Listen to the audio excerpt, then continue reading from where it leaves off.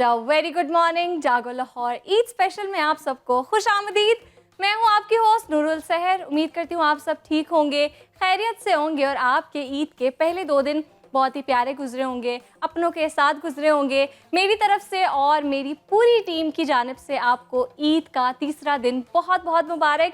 आज भी मैं और मेरी टीम आपके लिए बहुत ही मज़ेदार सा ईद शो लेके आए हैं। हमारे साथ बहुत प्यारे प्यारे मेहमान मौजूद हैं। आज हम उनसे जानेंगे कि उनके पहले ईद के 2 दिन कैसे गुजरे और आज के दिन उनके क्या प्लान्स हैं, और साथ साथ उनसे ये भी पूछेंगे कि उन्होंने कितनी ईदी दी और कितनी ईदी उनको मिली, और साथ साथ थोड़ा सा उनकी लाइफ जर्नी को भी डिस्कस करेंगे। तो बिना देर किए अपनी मेहमानों की तरफ बढ़ते हैं और उनको वेलकम करते हैं। आगे बढ़ते हैं और बिना देर किए अपने गेस्ट का इंट्रो करवाते हैं। सबसे पहले मेरे साथ जो गेस्ट मौजूद हैं वो है डॉक्टर आमना अली, जो कि न्यूट्रिशनिस्ट हैं। जैसे कि आप लोग जानते हैं, ईद का नाम आते ही हमारे दिमाग में बहुत से खाने आते हैं, मुख्तलिफ खानों की खुशबुएँ आती हैं, लेकिन सेहत का ख्याल रखना भी ज़रूरी है। तो इसीलिए आज हमने न्यूट्रिशनिस्ट को बनाया डॉक्टर आमना अली। अस्सलाम वालेकुम, कैसी हैं आप? ईद मुबारक। खैर मुबारक, आप कैसी हैं? अल्लाह का शुक्र। और साथ साथ हमारे साथ एक और बहुत ही प्यारे गेस्ट मौजूद हैं जो किसी भी तारुफ के मोहताज नहीं, लिखारी भी हैं, शायर भी हैं और साथ साथ फिल्म क्रिटिक भी हैं। अहमद हमाद साहब, अस्सलाम वालेकुम, कैसे हैं आप? वालेकुम अस्सलाम, शुक्रिया। कैसी है नूर? अल्लाह का शुक्र। ईद मुबारक आपको। आपको भी ईद मुबारक। आप बहुत अच्छी लग रही हैं। मैंने कहा थैंक शुरू यू में सो मच। बता दिया जाए ताकि आपकी ईद अच्छी गुजरे। जज़ाकल्लाह जज़ाकल्लाह। और साथ ही साथ हमारे साथ एक बहुत प्यारी सी मॉडल भी मौजूद है, उनको भी वेलकम करते हैं। अलीशा चौधरी, अस्सलाम वालेकुम, कैसी हैं आप? ईद मुबारक। खैर मुबारक, आपको भी ईद मुबारक। खैर मुबारक। और अगर सिंगिंग की बात की जाए तो बहुत कम लोग होते हैं पाकिस्तान में जो इस फील्ड में एक्सेल कर पाते हैं। बहुत से लोगों का ख्वाब तो ज़रूर होता है, लेकिन रुकावटें आती हैं तो वो गिव अप कर देते हैं। लेकिन कुछ लोग हैं जो मुश्किलात का सामना करते हैं और आगे बढ़ जाते हैं। और हमारे साथ सिंगर मौजूद है रुहेल वकास, अस्सलाम वालेकुम, कैसे हैं आप? ईद मुबारक। वालेकुम अस्सलाम, खैर मुबारक। आपको भी ईद मुबारक, लाहौर न्यूज़ की सारी टीम को ईद मुबारक। खैर मुबारक। और एक और हमारे साथ सिंगर मौजूद है, उनको भी वेलकम करते हैं। अहमद नवाज, अस्सलाम वालेकुम, कैसे हैं आप? ईद मुबारक। जी वालेकुम अस्सलाम। आपका बहुत बहुत शुक्रिया कि आपने आज माशाल्लाह यहाँ पे हम लोगों को सबको इकट्ठे कर लिया। और क्योंकि मैं तो रास्ते सबसे ईदी लेता आ रहा था, तो मैंने सोचा कि मैं आपसे भी आज ईदी ले लूँ। अच्छा, मुझे लगा आप कहेंगे तो मैं आपको ईदी दे देता हूँ।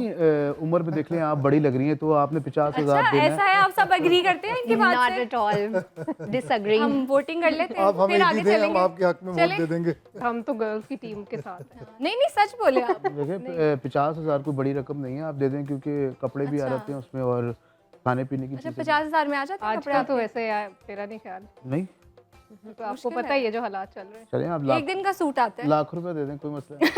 हम ही तो भरे ना, कहीं कहीं तो हम आधा होला के यार चले ठीक वैसे है। ईद जो है ना वो छोटों को दी जाती है, हाँ, छोटों को जी। छोटों को दी जाती जी, है। अच्छा अच्छा, मैं जाते हुए देखता हूँ इंशाल्लाह अभी कितने खुले निकलते हैं जेब से। अहमद भाई, आपको पता है लड़कियों से ईद लेना बड़ी मुश्किल होता है, हाँ, ठीक ये है ना? बात नहीं, है। ऐसा नहीं है। क्यों? नहीं मैं तो भाई, अपने छोटे भाइयों को ईदी दे देती हूँ। इनके फैशन ही बड़े खतरनाक होते हैं, और ये आले दुआले जो इनकी जो दोस्त और सहेलियां होती हैं ना, ये उनसे टशन में होती हैं कि मैं आज इनसे अच्छा सूट दूं, और इसने वो क्यों बाल स्ट्रेट करा लिए, मैं भी करवाऊं, और मैं जो है वो हाथों पे मेहंदी, उसने ये स्टाइल बनाया तो मैं जो है पर्पल कलर का स्टाइल बनाऊंगी। तो ये चलिए ठीक है, आगे बढ़ते हैं, लेकिन मैं चाहूंगी थोड़ा सा मौसीकी का तड़का लगाया जाए। रोहेल, क्या सुनाएंगे हमें सबसे पहले?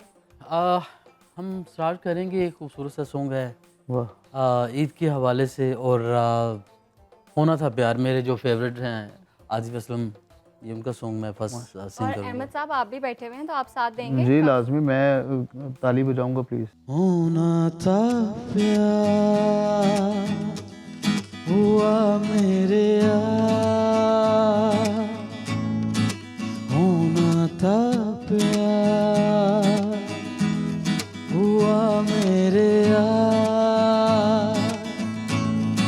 आए नजर चेहरे हजार, होना था हुआ मेरे यार, होना था प्यार, तेरे दिल के शहर में घर मेरा हो गया, हो गया, सपना देखा जो तुमने वो मेरा हो गया, हो गया, डूबे तो यूं जैसे हो पार होना था प्यार हुआ मेरे यार होना था प्यार ओ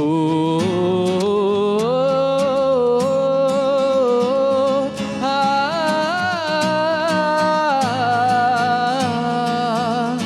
ओ,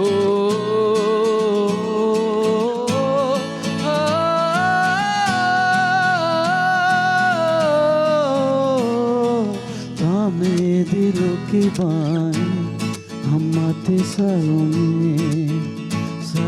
में पाए जवाब हमने तेरे सवालों में डूबे तो यूं जैसे हो पार होना था प्यार हुआ मेरे यार होना था प्यार मेरे यार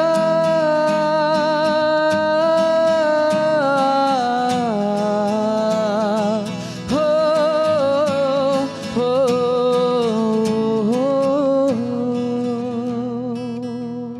रोहेल के लिए ताली। Royal Gudiya. Very nice. Rohel, it was amazing. अच्छा अहमद, सबसे पहले तो बताएं कि ईद कैसे मना रहे हैं, कैसी गुजरी है ईद आपकी? ईद बहुत अच्छी गुजर रही है और ईद मैं मानता हूँ कि अब ईद वैसी रही नहीं। अच्छा। क्यों? क्योंकि जो है ईद आज से जो पहले थी ना, 20 साल पहले अगर आप पीछे चले जाएं तो ईद वो थी। ईद अब नहीं है। ईद क्योंकि अब लोग जो है वो कश्मकश में आ गए हैं और एक कहते हैं ना वक्त बहुत स्पीड से गुजर रहा है जल्दबाजी में, वो चीज़ ख़त्म हो गई है। पहले एक तसलसल होता था कि ईद आ रही है, लेकिन अब वो चीज़ नहीं है। अब लोगों का ये जो है अलमिया है, या रात को अपनी फैमिली को टाइम दे दिया या सुबह मॉर्निंग में थोड़ा सा टाइम दे के उसके बाद वो पूरा दिन ऐसे गुजार देते। लेकिन जो पहले वक्त था ना कि उसमें जो है वो चांद रात का एक अलग सूट होना और ईद का एक अलग शलवार कमीज, उसके बाद फिर आके कपड़े चेंज करना, वो ख़त्म हो गया। फिर बड़ों से ईदी लेना, वो चीज़ अब मैं कह रहा हूँ कि वो वक्त अगर दोबारा आ जाए ना, वो वक्त बड़ा खूबसूरत था। मैं उस वक्त को मिस करता हूँ। अब जो है बड़ी दूर जो है ना वो यूं वक्त गुजर। अच्छा अहमद, ईदी का बताएं, ये लेते ही हैं या ईदी देते भी हैं आप? मुश्किल बड़ों- है वैसे, बड़ों देते से होंगे। अम्मा अब्बा से तो आज भी हम लोग लेते हैं ईदी, क्योंकि वो तो एक सिलसिला, वो सारी ज़िंदगी ख़त्म नहीं हो सकता। लेकिन आप जितने मर्जी बड़े हो जाएं, हम ईदी अब देते भी हैं। अच्छा। और हाँ, लेकिन कम अच्छा, किसी को 10 रुपए, कभी किसी को 20 रुपए। तो ये भी ज्यादा है वैसे। हमारा ताल्लुक, हम शेख हैं तो इस तो आज का क्या स्कोर था आपका? आज तीसरा दिन है ईद का तो। आज मैंने जो है वो कम से कम कोई 10,000 रुपये इकट्ठा किया है। अच्छा, और दिया उसमें से, कितना है? 200। अच्छा, वाओ, क्योंकि आगे आपको impressive। पता है अखराजात हैं, बिजली के आप बिल हैं, हुकूमत गैस। में जा सकते हैं, अच्छे पॉलिटिशियन बनेंगे वैसे। इंशाल्लाह मुझे आप वोट दें प्लीज़। आप मुझे कैमरा में देख रहे हैं, मेरा नीचे नंबर चल रहा है, आप जैसा मुझे कहेंगे मैं वज़ीर आज़म बन जाऊँ। बिल्कुल। खैर, आप अपनी जर्नी के हवाले से बताएं, आप कैसे सिंगिंग में आए? जर्नी बहुत खूबसूरत है और इससे पहले इंसान, आपको पता है कि जो भी स्ट्रगलर इस फील्ड में आता है और वो समझता है कि मैं अगर कुछ ऐसा करूं और रातों रात मैं स्टार बन जाऊं, तो ऐसा कुछ नहीं होता। हर एक चीज़ के पीछे एक तवील मेहनत होती है। तो जैसा कि अब्बा पूरी दुनिया में आपको पता है कि बिल्कुल, मशहूर बहुत है, बड़ा पूरी नाम है। दुनिया जानती है, नवाज अंजुम साहब, जो किसी तारुफ के मोहताज नहीं, बिल्कुल। और स्टिल जो है वो आप लोगों के ही पैनल पे बिल्कुल, आज भी हमारे वो स्टार काम हैं कर रहे हैं। तो अब्बा को मैंने कभी नहीं कहा और ना ही अब्बा ने किसी को कहा कि मेरे बेटे को बुलाओ। मैंने अपनी मेहनत खुद की है, अपना जो है वो खुद वक्त काटा है, वो कष्ट काटा है और वो स्ट्रगल कि मैं एक गाना गाने के लिए मैं 8-8 घंटे 9-9 घंटे बैक स्टेज मैंने वेट भी किया है। अच्छा। कि मैं किसी तरीके से लोगों को अपनी चीज़ सुना सकूं। अच्छा, नॉर्मली कहा जाता है अगर बहुत बड़े नाम का कोई बेटा है या बेटी है तो वो नेपोटिज्म है, उसको आसानी से रास्ता मिल जाता है, जगह मिल जाती है, तो ऐसा नहीं था आपके मैंने साथ? आपको यही बताया ना कि स्ट्रगलर जो होता है ना, वो कभी किसी का जो है वो उंगली नहीं पकड़ता। अब्बा ने मुझे पहले ही दिन ही कहा था कि बेटा मैं आपको एक रास्ता बता दूंगा, मुतय्यन कर दूंगा, ये मैं कर सकता हूँ कि इस रास्ते पे, इस ट्रैक पे चलोगे तो उस वक्त तक जल्दी पहुंच जाओगे। लोग जो है वो अमूमन नहीं बताते, जो कि शागिर्द होते हैं या किसी के जो उस्ताद होते हैं, वो कभी इतनी जल्दी डिफाइन नहीं करते कि आप इस तरीके से चलो। तो ये मेरे लिए बड़ी खुशकिस्मती है कि अब्बा एक मेरे लिए बहुत बड़ी यूनिवर्सिटी है, जिनसे मुझे बड़ा कुछ सीखने को मिला है। और जिसमें आप फिल्म देख लें, अब्बा से मैंने सीखी, मैंने ड्रामा अब्बा से सीखा, मैंने सिंगिंग जो है वो भी आप अब्बा को देखें कभी गाते हुए, वो बगैर म्यूज़िक के उनका जो अलाप है और जो बात है वो बगैर, क्या बात है। तो ये मेरे लिए बड़ी आसानियाँ पैदा हुई इसके लिए, लेकिन मैंने स्ट्रगल बहुत मेहनत की है, मैंने बड़े पापड़ बेले हैं, तो अल्लाह ने आज मुकाम अता अच्छा, किया। आपने बैंकिंग की जॉब भी की है? मैं एज अ बैंकर भी रहा हूँ, मैंने स्टार्ट अपना करियर बैंकिंग से किया और मैंने बड़े धिक्के खाए हैं बैंकिंग के अंदर। और फिर मैं ये सोचता था कि मैं यार अब्बा के उनको क्रॉस मैं नहीं कर सकता, क्यों? क्योंकि वो हमारे सीनियर हैं, और लेकिन उन तक मैं उनकी खुशबू भी बन जाऊँ तो ये मेरे लिए बड़ी ऑनर है। तो बस मैंने स्ट्रगल का जो है वो खेड़ा नहीं छोड़ा, आज भी मैं मेहनत कर रहा हूँ। बिल्कुल। अच्छा डॉक्टर आमिना, आपकी तरफ आती हूँ। सबसे पहले तो बताएं कि ईद कैसी गुजरी आपकी? ईद अच्छी गुजरी है, बहुत अच्छी गुजरी, लेकिन जैसे कहा जाता है ना ईद बच्चों की होती है, तो वो बिल्कुल सही बात है। जैसे आप बड़े हो जाते हैं तो आपकी आई थिंक ईद रिस्पॉन्सिबिलिटी वाली ज़्यादा होती है, स्पेशली ख़वातीन के ऊपर वो जो जिम्मेदारी होती है किचन संभालने की। ये ईद झूठ के बोल रहे ऊपर। हैं। क्यों? क्यों? उनके पहनावे से देखें उन्होंने किचन कब संभाला होगा, नहीं, जितना क्यों? उन्होंने रात सारी नहीं, लगा नहीं, के अपने आप को तैयार किया है, वो किचन अब में ये कब कुछ बनाया होगा। ये आप जज लड़कियां कर अपने रहे हैं। आप को मेंटेन हाँ, रखती हैं। ये exactly। जरूरी तो नहीं है जो इसको- किचन में काम करे वो अपने आप को इसको मेंटेन नहीं रख सकता। मल्टीटास्किंग कहा जाता है कि आप बिल्कुल। दोनों चीज़ों को और साथ औरत लेके से चलें। बेहतर मल्टीटास्किंग कौन कर सकता है? हाँ जी, मुझे पता है, औरत तो अंडा बना के भी थक जाती है, हाय अल्लाह मैंने इतना काम किया। लेकिन तो बनाती भी औरत ही है, फिर मर्द तो उठ के पानी भी नहीं पीते। हम भी बिल्कुल, बनाते दोनों हैं। ऑफिस से आते हैं, मर्द आराम करता है, औरत किचन में जाती है और हम भी काम बनाते हैं, करती है। लोगों को पागल नहीं बनाते हम। अच्छा आमना, ईदी मिली आपको? ईदी अब ये है कि अब देनी ज़्यादा पड़ती है और मिलती कम है। मिलती है ज़रूर, जिस तरह इन्होंने भी कहा अम्मी अब्बा से, तो अम्मी अब्बू जो है वो तो देते ही हैं, वो एक बिल्कुल रिवाज कायम रख बिल्कुल रही हैं। ऐसे, बिल्कुल। और लेकिन ये कि अब ज़्यादा देनी पड़ती है, लेकिन देने में भी मज़ा आता है, अच्छा लगता है कि आप दे रहे हैं, जो बच्चों को दे रहे हैं, और वो जो खुशी उनके चेहरे पे एक होती है, वो हम अपने मोमेंट्स ना रीलिव कर रहे होते हैं कि जब हमें बचपन में मिलती थी और हमने बहुत कुछ सोचा होता था कि ईदी जमा करेंगे और उससे ये लेंगे वो लेंगे, बिल्कुल। तो वो बड़ा अच्छा लगता है देख के कि जब अपने बच्चे वो मोमेंट्स जो है उनको लिव करें। आप कंटिन्यू करें शो, आप और बताएं, ठीक है? आप जी जी। मुझे आपने ईदी देनी है, ठीक है? मैं बड़ा जो है गरीब इंसान, 200 रुपये आई थिंक काफ़ी होंगे।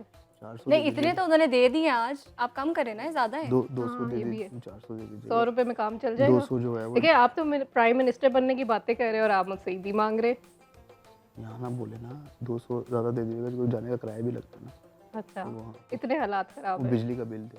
10,000 इकट्ठा भी हुआ इनका आज का। हाँ, अच्छा, वो मैंने बोल दिया। हाँ जी। ऑन कैमरा रिकॉर्ड हो चुका है।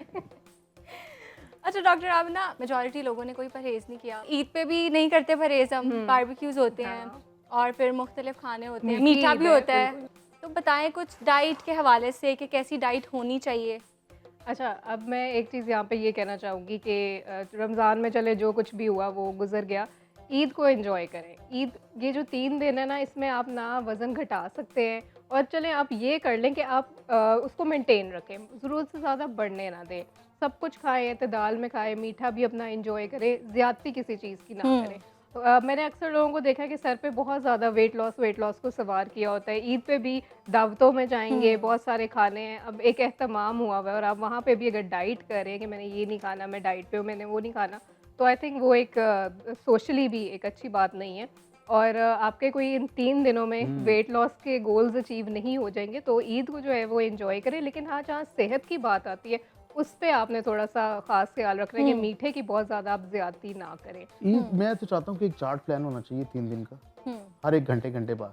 अच्छा, सुबह उठें, सेवियाँ, ठीक है? आपने कौन सा अमल करना है नहीं, मैं बता रहा वो हूँ, अपने मुताबिक मैं चार्ट मैं बता आपको रहे बता हैं। रहा हूँ कि चार्ट एक जिसमें आप खा सके हाँ, ज्यादा एक- से एक- ज्यादा, एक- एक ऐसा घंटे- चार्ट चाहिए जिसमें ज्यादा से ज्यादा खा नहीं, सके। उसमें इतनी चीजें नहीं है, वो नॉर्मलाइज हैं अच्छा कि अच्छा, जिसमें आपके लिए नॉर्मलाइज। आपकी पहले डाइट हम कंट्रोल इनसे रहती है, चार्ट सुन लेते हैं। ठीक है? पहला चार्ट ये है कि नमाज से आए, उसके बाद आपने जो है बिरयानी बनवानी है 1 घंटे बाद, ठीक है? तो वो आपने- बनानी किसने, औरतें तो काम करती नहीं है। नहीं, ये देखिए ना, आपने डॉक्टर साहब कह रही है कि आपने बिल्कुल परहेज नहीं करना 3 दिन, अच्छा, खा खा के तो आप तो वैसे भी नहीं करते होंगे। मैं जी आप करते हैं परहेज? मैं कभी मैंने आज तक- माशाल्लाह नजर तो आ रहा है। मैं आपको ईदी की जगह ना कंसल्टेशन दे देती हूँ, डाइट प्लान और कंसल्टेशन। हाँ प्लीज काइंडली, ये आपकी याद है कि ईदी हो जाएगी सबसे हाँ बड़ी। बिल्कुल। बातचीत तो चलती रहेगी, लेकिन यहाँ वक्त हुआ एक ब्रेक का। ब्रेक के बाद दोबारा मिलते हैं।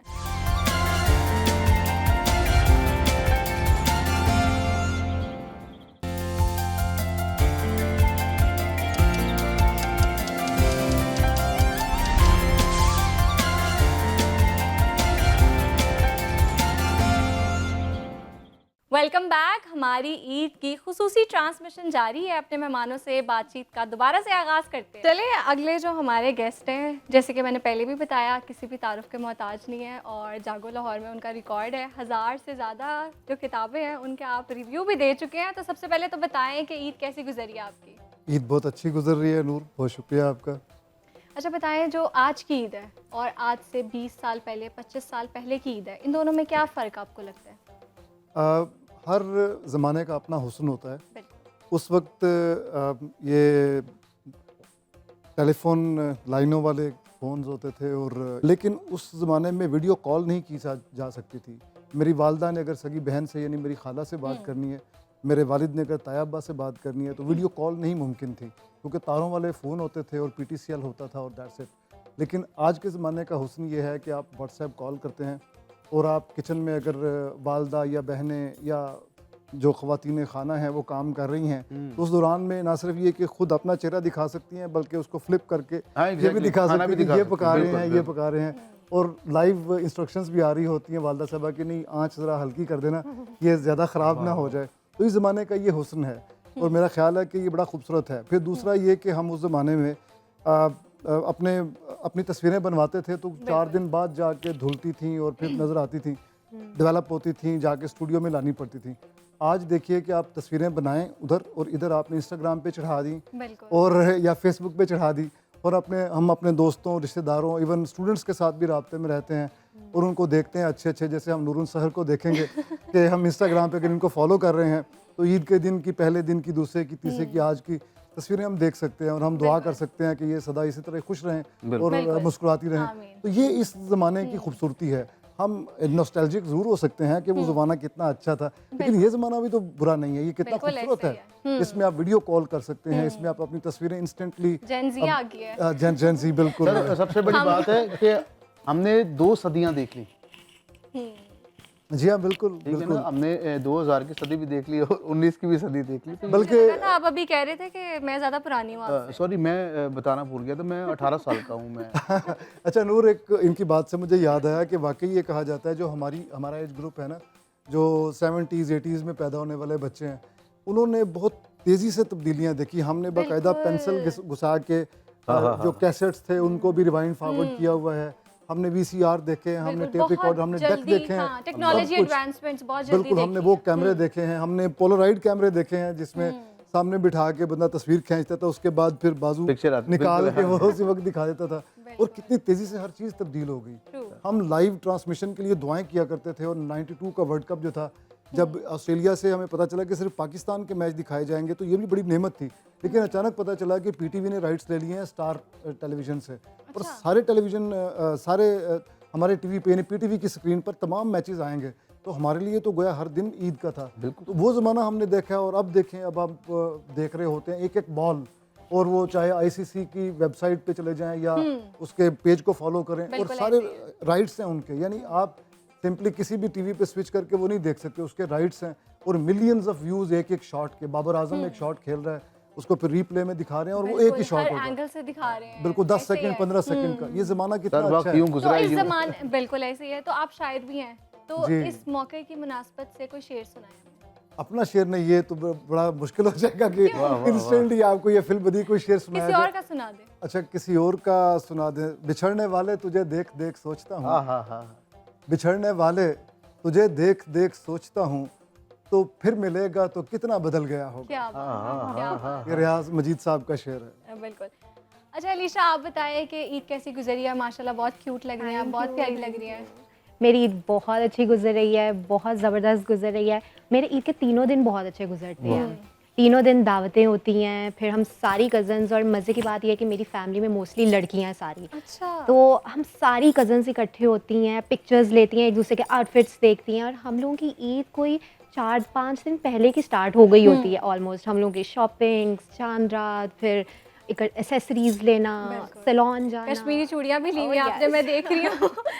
सबसे ज़्यादा ट्रेंडिंग चीज़ कश्मीरी चूड़ियाँ, जो इंस्टाग्राम, फेसबुक हर जगह भरी हुई है कश्मीरी चूड़ियाँ। तो ईद तो बहुत अच्छी अच्छा, ईदी मिलती है आपको?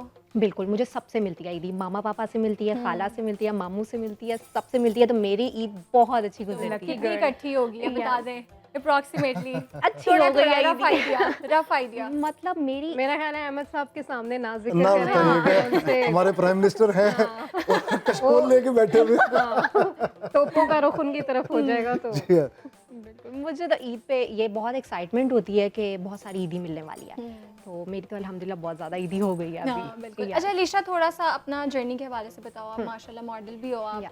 तो बताओ कैसे आई इस फील्ड में, पढ़ा है आपने? हाँ बिल्कुल, मैंने ग्रेजुएशन की थी। अच्छा, अच्छा। मेरी degree biotechnology with minors in mass communication था। 2 डिफरेंट मेरी डिग्रीज थी। इंटरेस्टिंग। और फिर एकदम से मॉडलिंग में स्विच करना? बिल्कुल ऐसे ही है। जब मैं ग्रेजुएट हुई मैंने देखा कि मेरी डिग्री के कोई ख़ास इतनी अपॉर्चुनिटी फ़िलहाल पाकिस्तान में नहीं है, बट बाहर बहुत ज़्यादा है।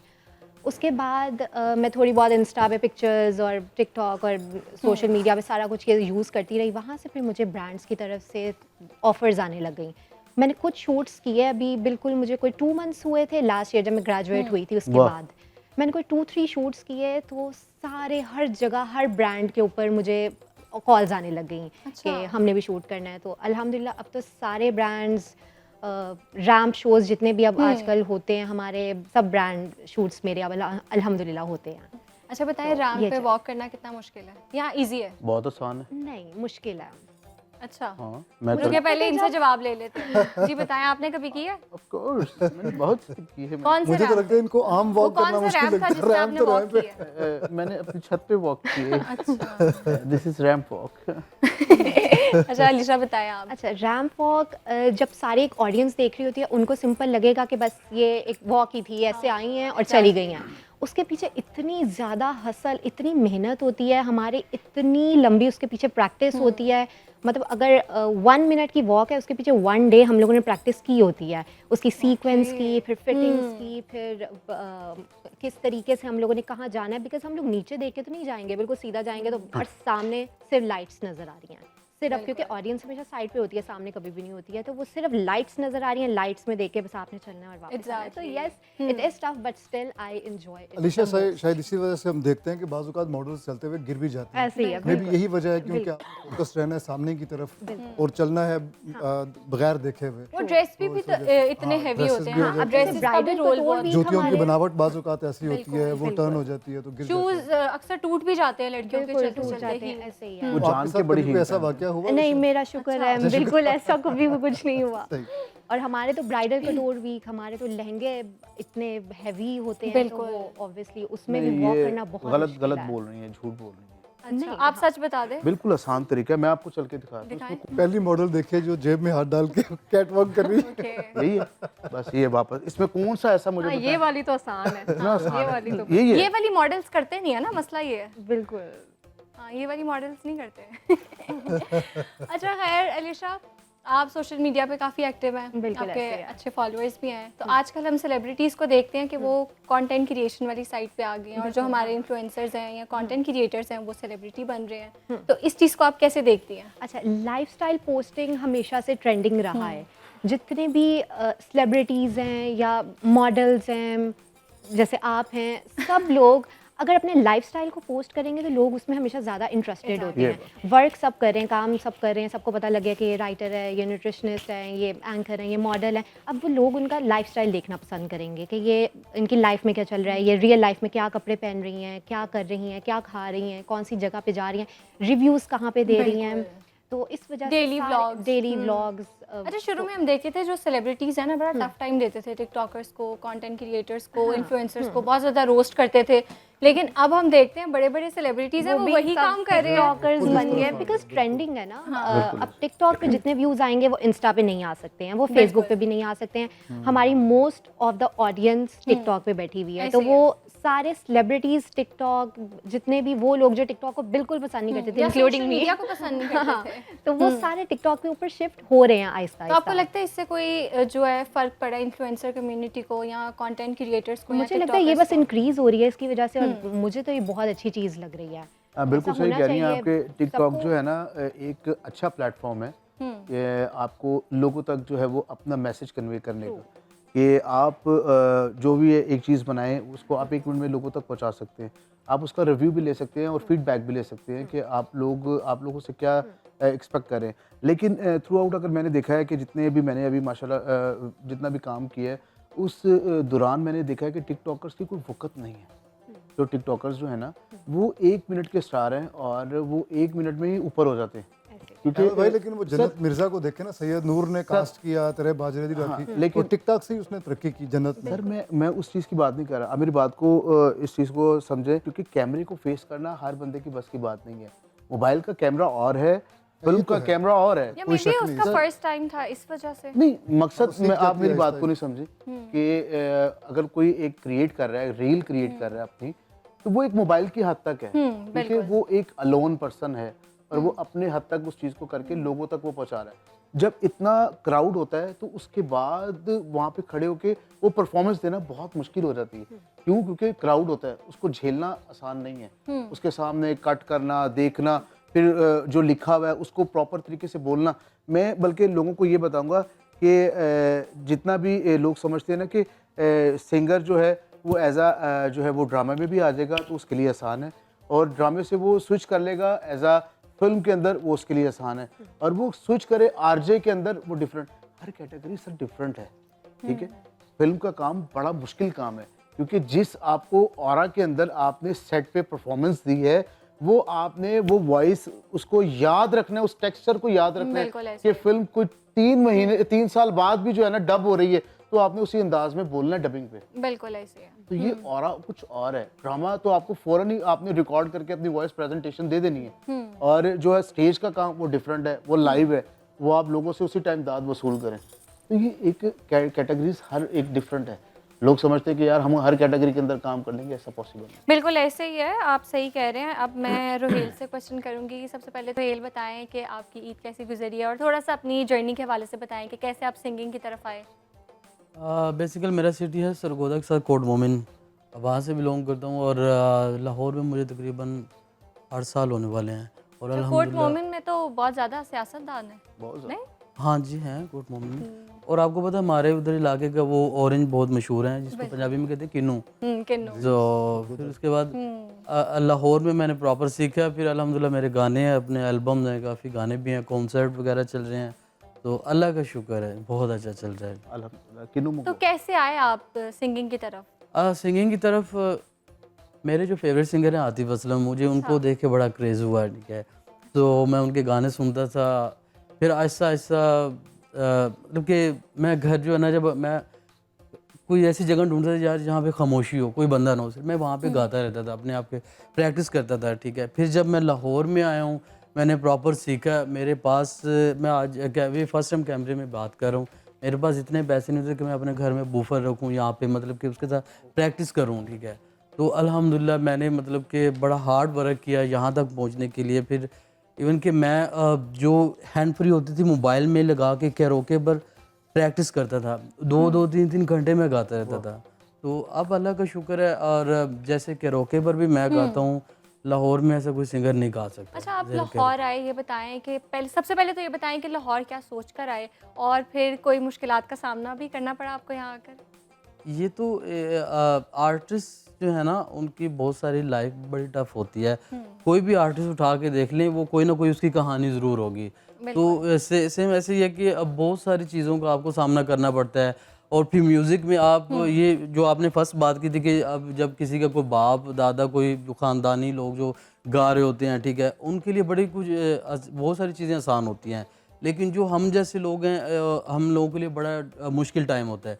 जी यार फलाने दा बेटा है, ठीक है, ओके, कौन यार एक नवा सिंगर है, नहीं ऐसा नहीं होना चाहिए। मतलब कि सबको एक सेम, आर्टिस्ट कोई भी है उसको सेम रिस्पेक्ट देनी चाहिए, ठीक मतलब है। आपको लगता है कि म्यूजिक इंडस्ट्री में गॉडफादर का होना ज़रूरी है?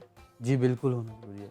अच्छा। तो और आप अगर आप किसी ख़ानदान से हैं ना, आपके लिए फिर इतना मुश्किल नहीं होगा। लेकिन आप अगर एक समझ लें कि आप अपने आप को वो लेके चल रहे हैं एक बैकवर्ड एरिया से हो, फिर आप अपने आप को किस तरीके से लेके चल, ये बड़ा मुश्किल होता है। और मैं ये हकीकत आपको बता रहा हूँ, ठीक है। जो नए सिंगर हैं उनके लिए भी मुश्किल है, लेकिन आपको अपना जो एक आपके अंदर कुछ है ना, तो आप लगे हो या कर रहे हो, अल्लाह पाक आपको आपकी मेहनत का सिला ज़रूर देता है, ठीक है।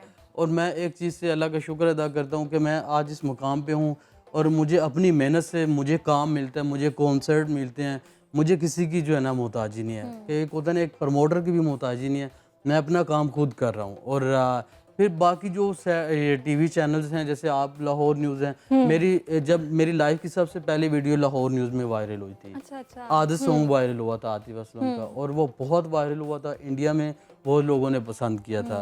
तो फिर उसके बाद मैंने अपने गाने बनाए, अभी अल्हम्दुलिल्लाह चल रहा है काम मेरा। अच्छा, आतिफ को आप इतना पसंद करते हैं तो कभी उन तक ये मैसेज पहुंचाया है, कभी उनसे मुलाकात हुई है आपकी?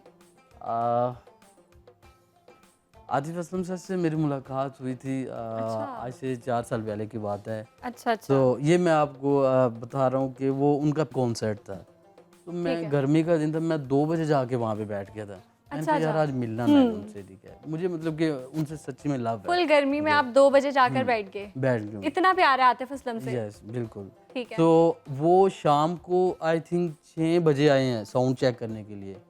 तो जब वो आए, उनके साथ बाउंसर थे, तो जो बाउंसर उन्होंने ना साइड पे गए, भाई इधर से उठ जाओ। मैं सामने लास्ट वाली चेयर पे बैठा हूँ, उनको देखे जा रहा हूँ कि वो अपनी जैमिंग करे। उन दिनों में ही मेरी वीडियो वायरल हुई थी। और वो देख रहे थे, मतलब कि उनको जब देखें कि अब आप किसी सिंगर का गाना गाते हैं, जब वो बहुत वायरल होता है और उन तक भी पहुंच जाता है और उनको पता होता है, तो मैं सोच रहा हूँ कि यार मैं कैसे आतिफ असलम के पास जाऊँ और उनसे कैसे मतलब कि मिलूँ। जब वो उन्होंने साउंड चेक किया तो मैं बैक स्टेज से गया हूँ, मैं सीढ़ियों के पास खड़ा हो गया हूँ जाके। अच्छा। तो जब वो नीचे उतरे, उनके साथ बाउंसर थे काफ़ी, तो मैंने कहा आतिफ सर मैं आपका बहुत बड़ा फ़ैन हूँ, मतलब कि आपके गाने गाता हूँ। ऐसे खड़े हो गए, कहते कोई सुनाओ मुझे। फिर उनका गाना था, मैंने वो सुनाया, ओ मेरे खुदा है। मैं उस वक्त उनको देख के जब सामने मुझे तो कुछ तो वो ऐसे देखने लगे, कहते कुछ और सुनाओ। फिर मैंने आदत सुनाया गाना, ऐसे करके ना मतलब कि ना चले गए बस। मतलब कि एक होता है किसी को, जैसे मैं आरिफ लवार साहब को मिला था, उन्होंने मुझे जब भी डाली थी और बड़ा प्यार दिया था, तो उन्होंने ऐसे देखा आतिफ सर ने और चले गए क्या। तो फिर मैंने उसके बाद जब मैं वो चले गए और मुझे वहाँ का बंदा कह रहे भाई कॉन्सर्ट नहीं देखना है, मैंने कहा नहीं यार बस मेरा यही कॉन्सर्ट था, मैंने उनको मिलना था। तो बस यही थी मेरी एक विश है कि मतलब आपकी खुशगवार मुलाकात नहीं थी उनसे? हाँ वो उसे कैसे कि मेरी एक ख्वाहिश है कि मैं उनके साथ एक गाना गा सकूं। दुआ करें इंशाल्लाह। बिल्कुल, गुफ्तगू का सिलसिला जारी है, लेकिन यहाँ वक्त हुआ एक ब्रेक का। ब्रेक के बाद दोबारा मिलते हैं।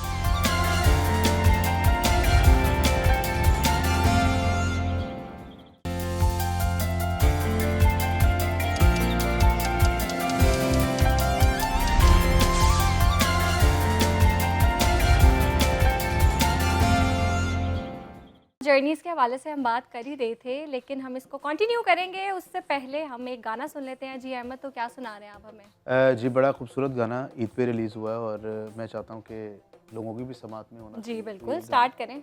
डेफिनेटली गाना आप सबके लिए भी और आप सबको भी डेडिकेट फॉर माय साइड। हो कोई कतनिया रूम आया मेरा जहान भी तू मेरी जान भी तू माया।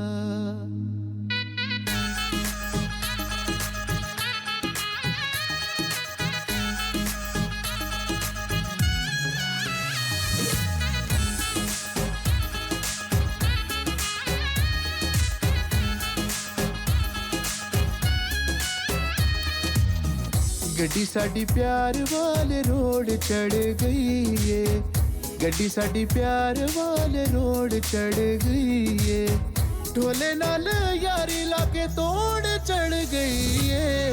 गड्डी साडी प्यार वाले रोड चढ़ गई है, गड्डी साडी प्यार वाले रोड चढ़ गई है।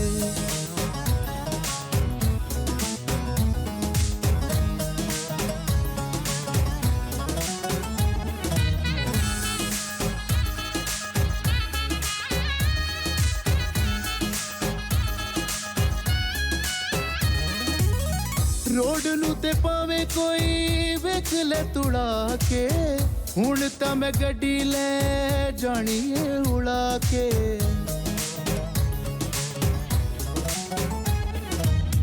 रोड नू ते पावे कोई वेख ले तुड़ा के, हुण तां मैं गड्डी ले जानी है उड़ा के। प्यार वाली गड्डी पेट्रोल तो ना रही है, प्यार वाली गड्डी पेट्रोल तो ना रही है, ढोले नाल यारी लाके तोड़ चढ़ गई ये गड्डी साडी प्यार वाले रोड चढ़ गई ये गड्डी साडी प्यार वाले रोड चढ़ गई ये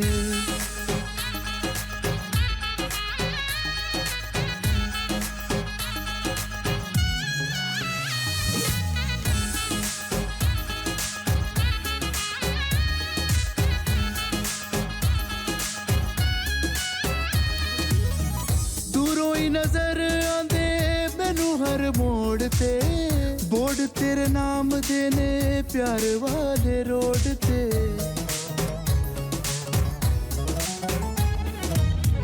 दूरों ही नजर आंदे मैनू हर मोड़ ते बोर्ड तेरे नाम देने प्यार वाले रोड ते नजारे तेरे कर दियो गई ये रोड ते नजारे तेरे कर दियो गई ये तो अहमद कभी चढ़ी है आपकी गड्डी प्यार और एक वाली? जी, अभी जो पेट्रोल महंगा हो गया उसमें आपकी मैं वही चाह रहा था ना कि जरा गाड़ी को मैं यूटिलाइज करूं। बेसिकली हमारी गाड़ी वो दूसरी है याला वाली।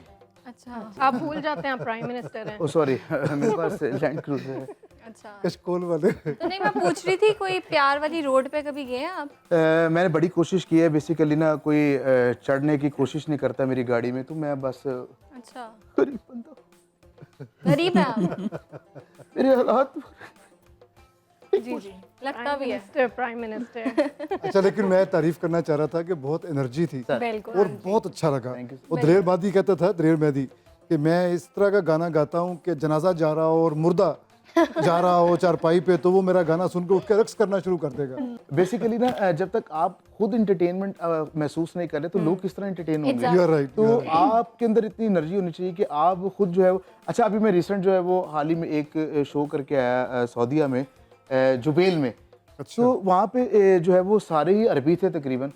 तो मैं जो है वो नच पंजाबन परफॉर्म कर रहा था। अच्छा, उनको कख समझ नहीं आ रही कि ये क्या है पंजाबी, लेकिन वो मेरी एनर्जी देख के वो सब ने वो गतरे उतार दिए और वो हाँ में वो डांस कर रहे हैं। मैंने कहा यार देखो, फिर आपने गाना भी ऐसा चूज किया था तो बनता मैंने ही था। नहीं, बेसिकली ना आपके अंदर एनर्जी होनी चाहिए कि हर बंदा खड़ा हो जाए आपके साथ। ठीक बात तो बड़ा इंजॉयमेंट है। ठीक बात। अच्छा डॉक्टर आमिना, आपसे बात करूंगी। आप ये बताएं कि ना हम सोचते हैं वो ना जो इंस्टा पे बड़ी वायरल चल रही होती है, फाइनली इन दैट फेज कि अब जो भी होगा ईद के बाद देखा जाएगा। बिल्कुल। तो फिर जो ईद के बाद होता है वो देखा नहीं जाता, इतना खा लेते हैं, कोल्ड ड्रिंक्स भी पीते हैं, तो वेट भी गेन हो जाता है, तो अनहेल्दी थोड़ी हमारी डाइट भी हो जाती है। तो बताएं कि वापस फिर हम ट्रैक पे कैसे आएं? देखिए, जैसे मैंने शुरू में भी कहा था कि आप ये जो ईद के 3 दिन हैं, आप बहुत गौर से सुन रहे हैं, खैरियत? वो 3 दिन मैंने भी गुजारा। तो वो जो 3 दिन है उसमें आप बहुत ज़्यादा अपने आप को रिस्ट्रिक्ट ना करें वेट लॉस के हवाले से, लेकिन हाँ सेहत पे नो कॉम्प्रोमाइज़। बिल्कुल। मैंने अक्सर, मेरे पास भी जो क्लाइंट्स आते हैं, पेशेंट्स आते हैं, मैंने इन 3 दिनों में ही उनकी शुगर लेवल्स और लिपिड प्रोफाइल इतनी ज़्यादा ख़राब होते हुए देखी है। जिस तरह से इन्होंने हमें एक डाइट चार्ट बताया था, वही डाइट चार्ट लोग फॉलो कर रहे होते हैं। क्या पता इनसे ही लिखवाया उन्होंने। वही ना, तो इनसे ना लिखवाएं, हमारे पास आएँ, ये मैं कहूँगी आपके प्लेटफॉर्म से। और ये कि मीठे पे हाथ हौला रखें और बस जिस तरह आप देखें, सुबह ही हमने हलवा पूरी नान चने, वहाँ की हलवा पूरी मशहूर है, वहाँ की निहारी मशहूर है, वहाँ जाना है, ये लाना है, वो लाना है, फिर दोपहर में उसके घर दावत है, ये खाना है, शाम में, तो वो इतना ज़्यादा आई थिंक जो ज़्यादती आप अपने साथ करते हैं ना वो गलत। जैसे आपने कहा कि वो होता है कि ईद के बाद देखा जाएगा जो भी होगा, तो वो जो फिर होता है वो आपके लिए ही बाद में मुश्किल बनती है। अगर आप वेट बहुत ज़्यादा 3 दिन में पुट ऑन कर लेते हैं, या अगर शुगर लेवल्स आपके डिस्टर्ब हो गए हैं, तो उसको फिर वो 3 दिनों के बाद दोबारा वापस लाना मुश्किल हो जाता है। बैलेंस डाइट, पोर्शन कंट्रोल, बिल्कुल। राइट, खाएं सब लेकिन थोड़ा थोड़ा खाएं। बिल्कुल। अच्छा अहमद साहब, आप फिल्म क्रिटिक भी हैं, साथ साथ बुक रिव्यूज़ भी करते हैं, तो थोड़ा जो हमारी इंडस्ट्री है, फिल्म इंडस्ट्री, उसके हवाले से बताएं। सफ़र तो हमारा बहुत अच्छा था, खुशगवार था, लेकिन हम देखते हैं जो हमारी फिल्म इंडस्ट्री है वो थोड़ा सा जवाल पजीर हो गई है। ड्रामा इंडस्ट्री तो बहुत अच्छी है हमारी, तो आपको क्या लगता है क्या रीज़न है इस जवाल के पीछे? देखिए, पहली बात तो ये है कि मैं सिर्फ फिल्म क्रिटिक नहीं हूँ, बल्कि मेरी बनाई हुई फिल्में पिछले साल जो ऑल पाकिस्तान फिल्म फेस्टिवल हुआ था, जिस ने गोल्ड मेडल जीता था, वो मेरी बनाई हुई फिल्म थी। इस साल जो फेस्टिवल हुआ है उसमें मेरी 3 फिल्में थी, 9 कैटेगरीज़ में। 3 फिल्मों ने वो मेडल्स जीते हैं, जिसमें 2 ने टॉप किया और 1 सेकंड पोजीशन पे है। तो मैं फिल्म मेकर हूँ और फिल्म स्टूडेंट्स को ये दिखाएं, जैसे अहमद नवाज़ कह रहे थे और बिल्कुल मैं उनसे 100% मुत्तफिक हूँ कि फ़िल्म की डायनामिक्स ही मुख्तलिफ है। सिनेमैटिक्स बिल्कुल एक और चीज़ है, उसका साउंड डिज़ाइन मुख्तलिफ है, उसका मीज़ ऑन सैन जिसे हम कहते हैं, फ्रेमिंग वो मुख्तलिफ है, उसकी कंपोजिशन, उसकी लाइट, उसकी एक्टिंग, उसका कॉस्ट्यूम, एवरीथिंग वो टेलीविजन छोटी स्क्रीन की निस्बत बिल्कुल ही मुख्तलिफ है। तो मैं तो बल्कि ये कहा करता हूँ कि अगर आप मेरे से ड्रामे की बात करेंगे तो शायद किसी अजनबी से बात कर रहे होंगे। हाँ, मैं फ्लॉप फिल्म भी 5-5 मरतबा अपने पल्ले से पैसे खर्च करके अहमद भाई जाके देखता हूँ, इसलिए कि ये देखते हैं हम कि उसकी फ्रेमिंग, कंपोजिशन, उसकी एडिटिंग वगैरह वगैरह, साउंड डिज़ाइन, ये सब कैसा है। और उस सिनेमा में मैं अपने स्टूडेंट्स को लेके जाता हूँ जहाँ का साउंड बहुत अच्छा हो, साउंड इंस्टॉलेशन बहुत अच्छी हो, 7.2 एटमॉस इस लेवल का कोई हो। या पाकिस्तान में एक सिनेमा था, वो कहते तो आईमैक्स थे लेकिन इसको कहा जाता है कि ये लाइमैक्स था, बहरहाल उसकी लेज़र साउंड थी। तो वो मैं सुनवाने के लिए, उसका एक्सपीरियंस करने के लिए कि पिन ड्रॉप भी वाइब जब क्रिएट कर रही होती है और वो वाइब्रेशंस आपकी जिस्म के आर पार हो रही होती है और आप कान से नहीं बदन से सुन रहे होते हैं, इस तरह का सिनेमैटिक एक्सपीरियंस फिल्म देखने का, ताकि फिल्म बनाए बच्चे ऐसा। तो ये मेरा एक पैशन रहा है हमेशा से और अल्लाह की मेहरबानी से मेरी हर फेस्टिवल में फिल्म या टॉप 3 में होती है, या टॉप करती है, सेकंड या थर्ड आती है। तो इस बार भी बड़ा ज़बरदस्त तजुर्बा रहा। जो आपने पूछा कि जवाल क्यों आया है, तो अल्लामा इकबाल का मिसरा है ना, जो ठहरे ज़रा कुचल गए हैं। ये ज़माना सिर्फ एक चीज़ से आशना है और वो है तब्दीली, मुसलसल तब्दीली, सबात एक तगय्युर को है ज़माने में। तो अगर आप वक्त के साथ अपने आप को तब्दील नहीं करते, या अंग्रेज़ी में जिसे कहते हैं अडेप्ट नहीं करते, तो आप कुचले जाते हैं, ख़त्म हो जाते हैं। हमारी इंडस्ट्री में भी बिल्कुल वही हुआ। कोई इल्ज़ाम देता है ज़ियाउल हक मरहूम को, कोई इल्ज़ाम देता है गंडासा कल्चर को। गंडासा कल्चर के साथ क्या ज़रा सी मॉडर्न टेक्नोलॉजी इस्तेमाल करके इंडिया का साउथ क्या जिंदा नहीं है? वो तो ऐसे पैसे कमा रहा है कि वो मेन स्ट्रीम से आगे निकल गया। और बाहुबली वगैरह जैसी फिल्में, अगर हम ये कट ना जाएं, चले हम वैसे कहते हैं कि हम साया मुल्क की बाज़ फिल्में जो कि इलाकाई फिल्में, रीजनल सिनेमा, वो मेन स्ट्रीम से कहीं आगे निकल गया, तो हमारा भी निकल सकता था। एक फिल्म अभी आई भी थी मौला जट, जी जी, बहुत ज्यादा हिट भी हुई थी, ये मैं इस बड़ी तरफ देर लगी रही जी है। अभी भी लगी हुई है। यानी मल्टीप्लेक्स पे अगर एक फिल्म 1 साल गुजार जाती है तो ये मिरेकल है, और वो तो 2.5 साल से लगी हुई है। अक्टूबर में आई थी 2023 में, तो अब देखें आज तक वो चल रही है। तो वो क्यों भला? इसलिए कि नासिर अदीब जैसे लेजेंड ने उसको लिखा, बिलाल ने जिसने कि बाहर से तालीम हासिल की फिल्म मेकिंग की, उसने उसको बनाया और दिल लगा के बनाया, और सिनेमा के लोग लिए। और शुरू में बाबर अली और रेशम आते हैं, थोड़े से देर के लिए खिल जाती है स्क्रीन के ये होते हैं फनकार। आप साइमा जो हैं, साइमा सैयद नूर की वाइफ साइमा जी, उनको देखिए, आप छोटी स्क्रीन पे भी देखेंगे तो आपका दिल गवाही देगा कि छोटी स्क्रीन की ट्रेनिंग ही नहीं है, ये है बड़ी स्क्रीन की ट्रेनिंग। जिस जगह पे आती है बस फिर नज़र उससे हटती नहीं है, ऐसे जैसे रोशनी निकल रही हो उसके डायलॉग से, और रोशनी निकल रही हो उसके नुआंसेस यानी बदन बोली से, बॉडी लैंग्वेज से। शान की भी वापसी हुई है बड़ी स्क्रीन पे। जी हाँ, वो अभी एक फिल्म आ रही है, आ गई है, बल्कि ईद पे 3 फिल्म्स रिलीज हुई हैं, दिल्ली गेट, और फिर एक मायरा खान और फाद मुस्तफा की भी आई है, बिल्कुल, और बुला आग आ रही लगे है बस्ती में, और फिर शान की भी आई है एक। मैं ये समझता हूँ कि शान हमारे पास इस वक्त वाहिद आदमी है जिसको आप वर्सटाइल कह सकते हैं। उसने बड़े बड़े ब्रांड्स का ब्रांड एम्बेसडर का रोल भी किया। हमारे सामने टेलीफोन कंपनी थी एक, उसका ब्रांड एम्बेसडर था। फिर आप देखें खुदा के लिए शोएब मंसूर साहब की फिल्म, उसमें कैसा बाबू बच्चा बना हुआ है, अंग्रेजी लुक। उसके बाद लियासा गुजर देख लें, वही शान। फिर उसके बाद अर्थ देखें जो आई थी, अर्थ 2 पाकिस्तान की, उसकी एक्टिंग वो ट्यून्ड है बड़ी स्क्रीन के लिए। और अभी बुल्ला है तो उसमें नासिर अदीब ने बुल्ला लिखी है, शोएब खान साहब की डायरेक्शन है, और शान साहब बीच में है, और मोनालिसा है। तो मुझे यकीन है कि ये बहुत अच्छी चलेगी। बिल्कुल, स्टार्ट तो काफी अच्छा हुआ है, आगे देखते हैं। नासिर अदीब साहब मतलब कि आप देखें कि वो मौला जट के पीछे, उसकी कामयाबी के पीछे, मौला जट पे बहुत क्रिटिसिज्म आया था कि कब से शूट हो रही है, कब रिलीज होगी, और अवार्ड शोज में भी बड़ा उसको रोस्ट करते थे जो उसकी टीम है कि कब आएगी। लेकिन बहुत शानदार है वो। आपको पता है बिलाल अशारी एफएक्स, वो उसका स्पेशल इफेक्ट्स का माहिर है वो, तो उसने स्पेशल इफेक्ट्स भी डाले हैं। वो जो गाँव बनाया हुआ है उसकी आप देखें सिनेमैटिक रिप्रेजेंटेशन उसकी, सुभान अल्लाह, ये मैजिक है उस बंदे का, उसने कमाल कर दिया। जब भी सिनेमा रिवाइव होगा लाहौर से होगा, ये मेरा ईमान है। अच्छा, बिल्कुल लाहौर से होगा। अभी देखें मौला जट की कैलिबर की कोई एक, सब शहर मेरे हैं, कराची भी मेरा है, पेशावर भी मेरा है, कोयटा भी मेरा है, लेकिन बताएं कि मौला जट जैसी फिल्म कोई और शहर क्यों नहीं बना सका? और जो दूसरे शहरों से फिल्में बन रही हैं उनको हम फिल्में कह सकते हैं? किसी तरह की फिल्म है, उसका कोई एक फ्रेम फ्रीज शान की करके फिल्म बताएं। भी लाहौर में ही बनी है। बिल्कुल, बुल्ला। क्या बात है। आपको एक एक फ्रेम, वो कहते हैं every frame is a portrait, तो आपको पता चलेगा कि वो सिनेमैटिक पोर्ट्रेट है।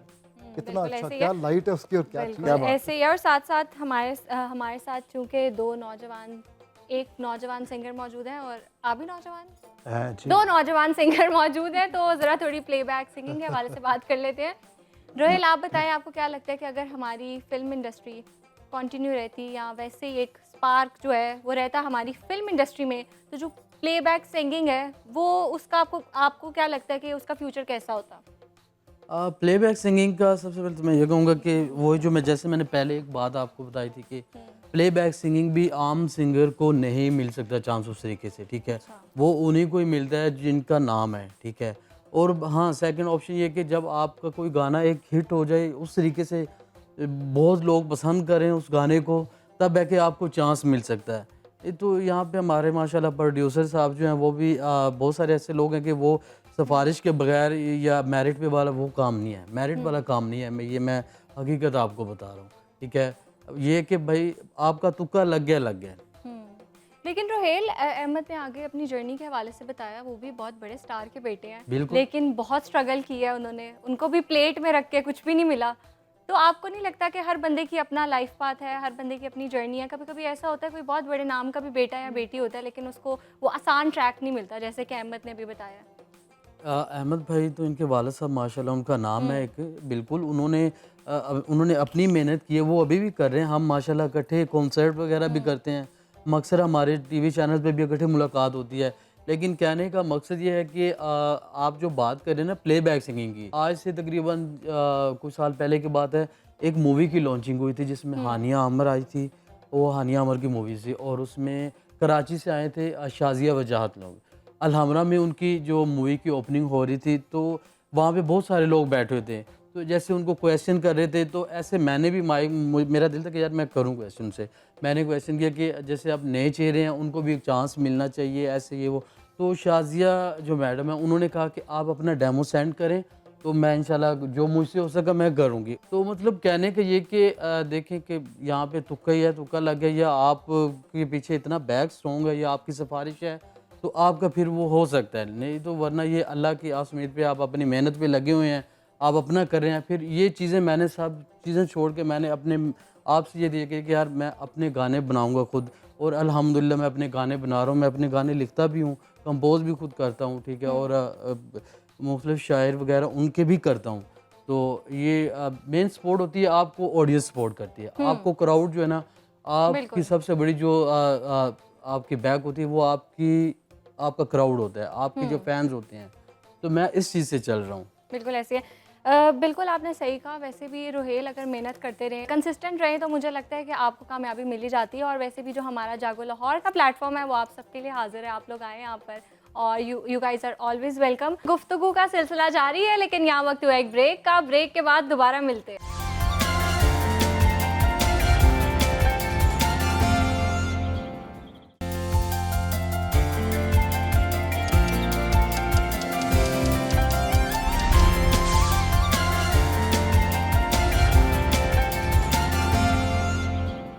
हम प्लेबैक सिंगिंग के हवाले से बात कर रहे हैं, तो अहमद आपका क्या कमेंट है? आपको क्या लगता है कि इसके ना होने से हमारी जो म्यूज़िक इंडस्ट्री है उस पर क्या इफेक्ट हुआ है? अच्छा, रोहेल की बात बिल्कुल अच्छी है और उसने बड़ी ज़बरदस्त बात की। बेसिकली ना एक आपकी खुशकिस्मती होती है और आपकी गॉड गिफ्टेड चीज़ भी होती है, रब की तरफ से अनायत जिसे कहते हैं ना, कि आपको प्लेट पे रख के हर चीज़ मिल जाए।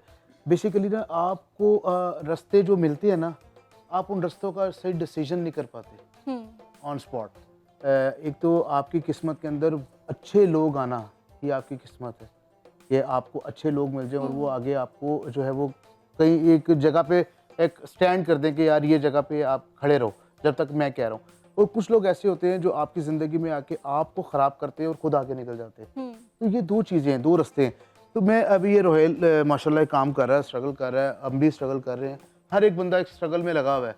बेसिकली ना हमारे पास एक प्लेटफॉर्म नहीं है जिस पे हम कोई चीज़ यूटिलाइज़ कर सके। जैसे हमारा हमसाया मुल्क है, उसके पास अगर आप कोई चीज़ करते हैं तो उनके पास प्रॉपर एक प्लेटफॉर्म्स हैं जिस पे चीज़ अपलोड होती है और वो लोगों तक पहुंचती है। हमारे पास तो फेक व्यूज़ का इतना काम है कि आप फेक व्यूज़ डाल के लोगों को दिखा रहे होते हैं कि देखिए जी मेरे गाने ने इतने व्यूज़ कमा लिए। वो फेक व्यूज़ होते हैं, हालांकि लोगों ने सुना ही नहीं होता। Sir am I right, am I wrong? दुरुस्त फरमा रहे हैं। आप इस चीज़ को मेरे साथ लेकर चलें।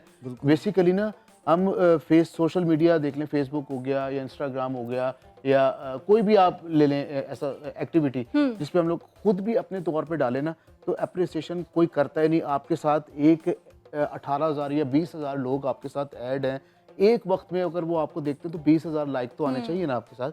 तो उसमें से आपको 200 आ रहे हैं तो इसका मतलब कोई देख ही नहीं रहा, कोई आपको लाइक ही नहीं कर रहा, सिर्फ आपको देख के वो खुश हो रहे हैं या आपके लिए जो है वो बदखोइयाँ कर रहे हैं कि एलो जी इन्हें करता उन्हें वो करता। ये गलत है।